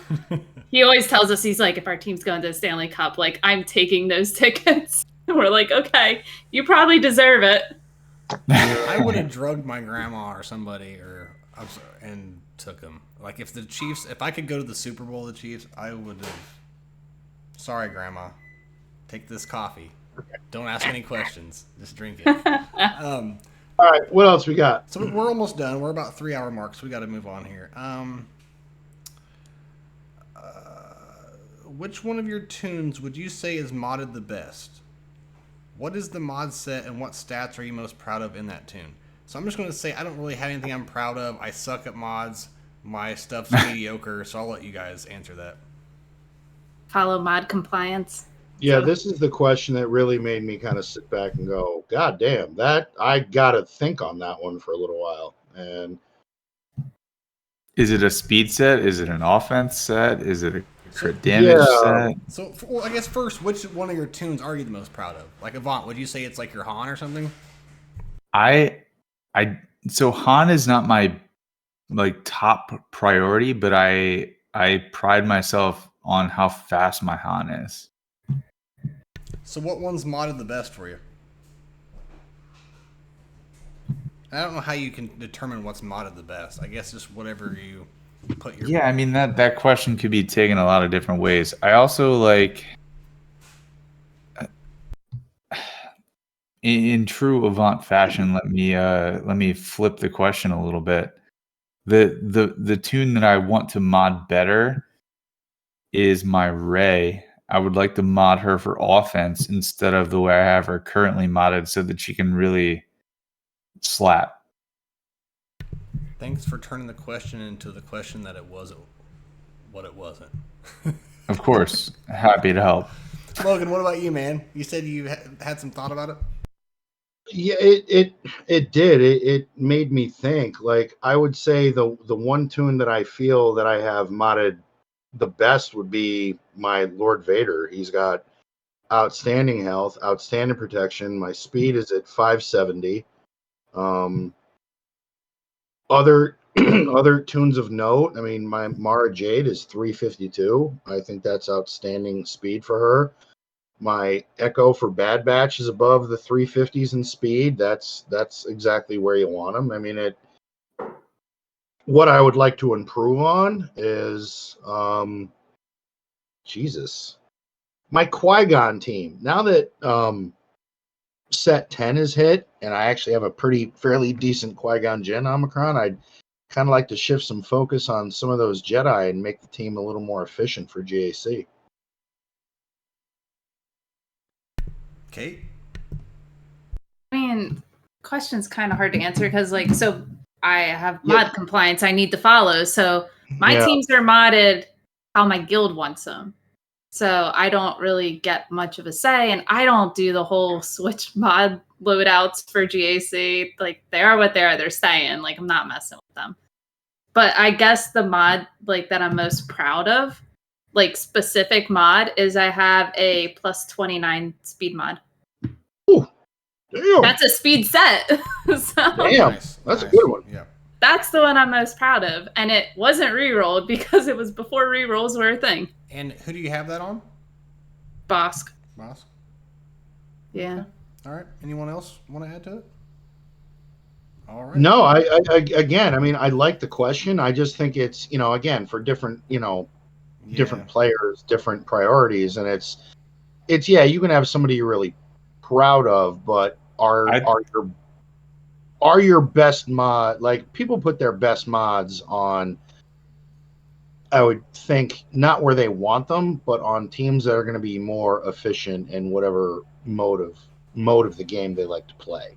I never change my mods around for GAC. I understand players do that. I don't do that. That is a level of work that I'm just gonna say fuck no. I'm too credit poor to do that. Yeah, I mean, do I change some of my mod sets around when I do the Crate Dragon raid? Yeah, because I was trying to Don't even do push that. with the guild to get the 235 box, but now with the new raid being announced, nobody wants to invest relic levels in this raid, so we fell short of the 235 push, which was kind of upsetting. I thought we had a shot, but they announced the new raid, so move along. Yeah, I changed my answer from Han Solo to Darth Revan because that's how old my mod roster is, in that I was so in tune with Squad Arena when Darth Revan dropped that I had to have the fastest Darth Revan, that my Darth Revan mods are like ridiculously fast. Like, he has a better speed set than any of my GLs. And that's the thing. I actually, and that I'm really glad you brought that up, because I actually started taking some, because my Darth Revan was way up there in speed, but now with Malgus, I feel like Darth Revan does not need to be as fast as he normally was. No, but if he's faster, it's always good. It's funny you said that about Darth Revan, because when I do roster reviews and someone has a really fast Revan, it's almost one of the first things they have me look at. Like, a lot of people do that. So a lot of people try to make for some reason, Darth Revan in particular is fast. I mean, I know he needs to be fast, but like, they try to get him up in the ranks on swugga.gg, right? And there's some people that just want to get their character mod-wise on the ranks. Like, that's what some people do, But you can't fear Malgus, but if you put fear on Malgus, you fear the whole team. And it just flips the tide of the battle. So that's why it's so crucial. Well, it's like at one point my Darth Revan was 354, and I moved a mod because I wanted somebody else to be a little bit faster, and he's now 344. And I feel like that is completely that's sufficient. Mine is 354. But what I'm trying to say is, some people, yes, of course you want him, but some people are taking pride on having the fastest Revan in the game or whatever. And for some reason, it's this particular character. And people are always competing to see how fast they can get Darth Revan. I don't know why it's just Darth Revan and not others as well. But there's something about it. Avant can have the mantle of supremacy of a faster Han and Revan. I'm cool with that. That works for me. I try to go more on just team efficiency. Not saying that Avant you don't. I know you do, but I think for me, I think Darth Revan works just as well for me at 344 than he would at 354. But I'm saying You don't have to be. You don't have to be faster. You don't have to be faster to win. No, that we actually mentioned that earlier. I said I think Datacrons took away the drive for everybody to make their teams faster, which is good. Yeah. All right. can we move on now? Because we have one more question. Of course. And I'm sweating my ass off in here. Okay. The swamp ass is unreal over here. Okay, so the last question is also Subtle Dagger. Which room would you most like to see reworked and why? And what he means by room in the game, he means like the artwork in the game, base stats, abilities. So I guess he means characters? I don't know. You say says what which room? tune? It says tune. Well, the So way they probably edited it. Oh, well, he says, which room would you most like to see reworked and why? Artwork, base stats, abilities? I guess. Yeah, I think it means tune. Okay. So all the Room tunes? doesn't make sense. All the No, tunes? like which character would you like to see get a rework? But why would he say Oh, he said artwork, question mark, base stats? So I think you're picking one, like, should they start working on the artwork of all the characters? Should they change some base stats? I don't know. I don't really understand the question. I mean, if he's asking about what tune does he think needs a rework, I mean, Let's stick with that. We can do that. what do you guys think? I think the balance in the game is actually in a decent place. Fucking Guerrera. I am pissed about him. Yeah, I was too. Rework his ass. Like, that should be a campaign across all platforms. Saw Guerrera justice. Two words, Bones. Poor Gullet. But Gullet would know the truth. I was like, I don't get it. Is that something they say? I think you said that in Discord too. I didn't understand what you meant. I did, and you said what? I meant to say bless you. You sneezed. Yeah. What about you? What about you two? A lot of the characters that I would have said needed a rework, they've gotten new characters to add to their squads to boost them up. So Yeah. No, they're doing a really good job of bringing everything up a notch. So another one is I want OG Princess Leia, even if she had like just boosted stats. Because she's such a great tune, still as she is. I just think her stats are too low. So if they just kind of rose some stats up a bit and not change the kit, she would be really good. I would agree with that. I'm trying to like scroll through my roster real quick because I'm like, who's there? Logan, do you got Same. I'm literally doing the same thing. I don't know, the one character who has kind of like transcended all of the different metas other than CLS is Thrawn. I would like to see Thrawn, like, based on his lore, be able to counter Galactic Legends again. I have a question real quick. Is Thrawn able to be into an Imperial troop team at all? Does he have any synergy with that?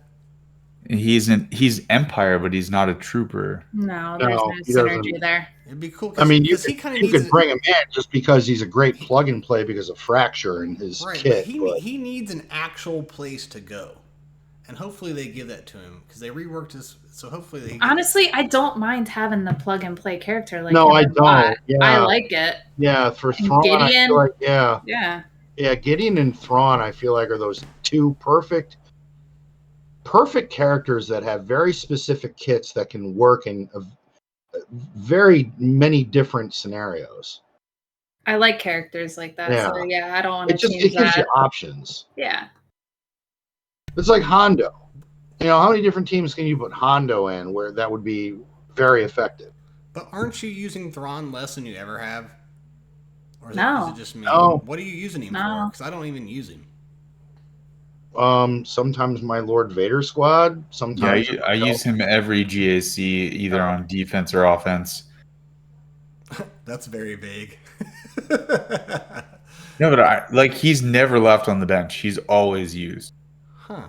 I use them in both accounts in different manners. Like the OG account, that's how I still see GAs a lot on defense.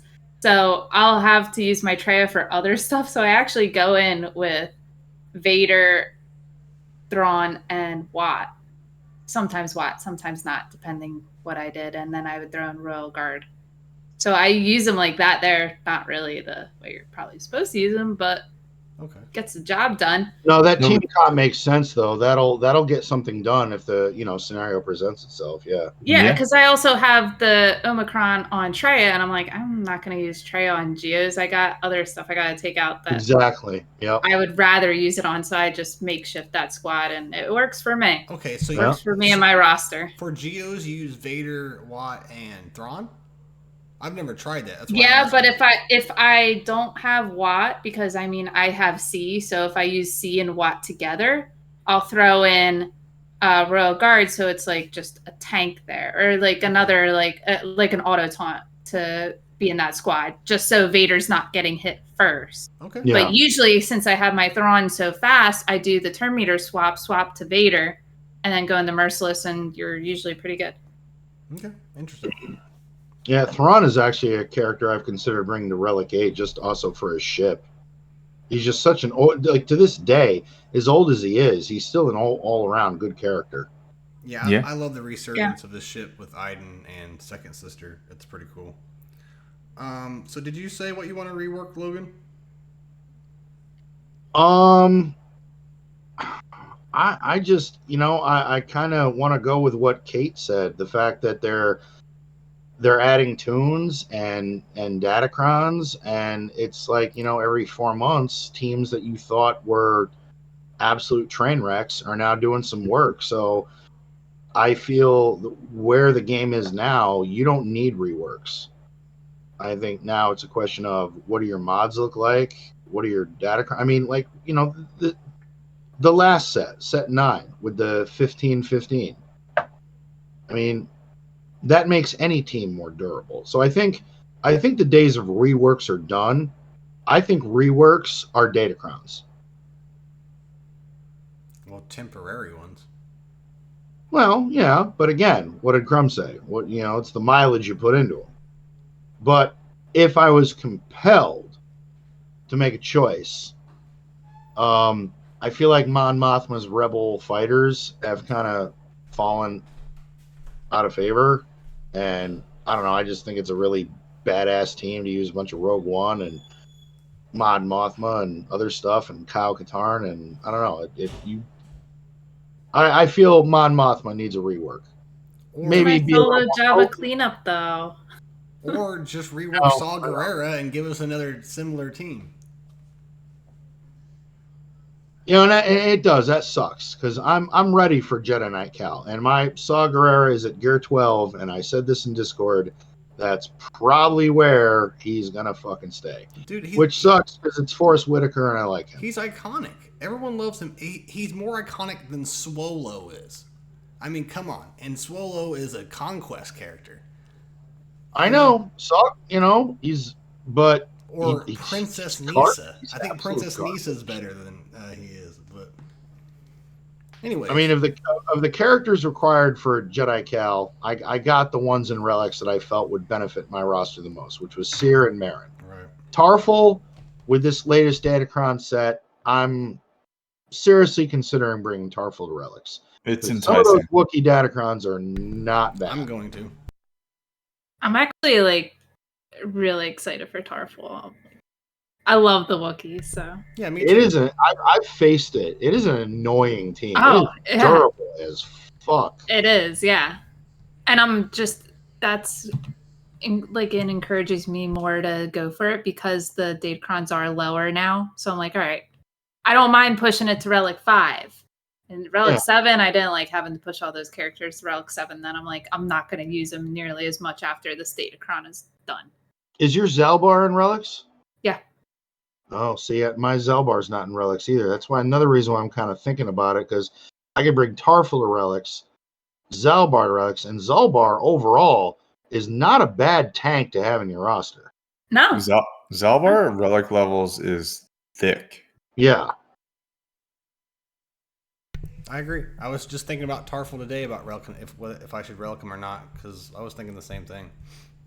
I'm just being cautious with anything that I spend, not because of my, monthly pledge, but again, we are staring down the barrel of a legend. And right now, with Leia on the horizon, I do have to look, I do have to be economical. I mean, I do spend, but Tarful and Zelbar would be a luxury, whereas I need to keep my eye on the prize, and the next set of requirements will dictate my decision when it comes to Zalbar and Tarful. Can we open the next podcast with Lonely Island? I'm on a boat. Yeah, I need someone If to that help would me. make you guys happy and give you more laughs and grins at my expense, then absolutely, And I am all. And I need someone to edit like the video with Logan's face over him. If anyone can help me, and we'll do it every time. Or boats and hoes, either one. I prefer boats and hoes. I'm not gonna lie. If I have a choice, if I'm compelled to choose, So this is when you do the opposite. Yeah. All right, fellas, are we good on the questions? Because I am tired, and we're hitting the 3.5 hour mark. You're tired? Yeah. Jesus H. Christ! It's 11:45. I have nothing to do tomorrow. You people babble about this stupid game. But we'd like to thank Kate for joining us. This is Drunk Watto here, selling you Nubian. And Avant, who had to, jerk off and do a bunch of other shit and couldn't make the show. But he's here. He's finished now, and he's here. And he was packing a bag to go somewhere. I don't remember. But we also have Bob, and Bob was here. So all the scoundrels in the cantina, the only place I'm allowed to drink because I'm broke, because all I got is Republic credits. Let's say goodbye. And we're done. Fuck off. Go to bed. So that's it. That's all I got. Push the fucking button before you do that, guys. Push the fucking button. And go follow Kate. Yes. No, yeah, Kate. Before we go, pimp your stuff one more time. Let everybody know what you're about, where to find you, and what's going on. Yeah, you can find me on Twitch at Kate Gaming. I've got the _. My streaming schedule's not consistent at all, so I'm sorry ahead of time. Or just hop in the RSG Discord. Usually they're 9 times out of 10 at night. She's somewhere. Just know that. Find her in the Discord somewhere. She's all over the place. That's fine. Okay, what about... And to all of you that subscribed and the hype trains and the support and the love, I personally, I appreciate all of you very, very much for taking time out of your day, wherever you may be listening. I appreciate it immensely. I know Avant does. I know Bob does. Kate, thank you again for your time. It is always a pleasure to have you on. You are always welcome here with the Scoundrels in the Cantina hanging out.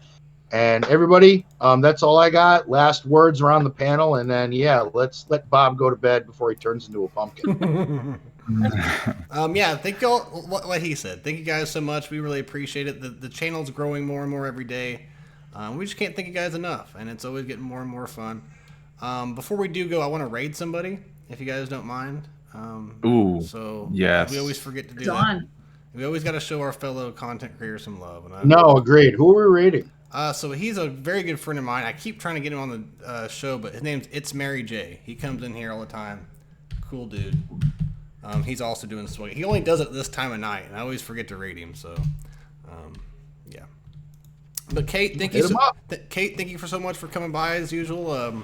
You're always welcome. Even if you want to crash the stream, you know where we're at. You're always welcome to do that. Thank you guys for having me. Absolutely. Anytime.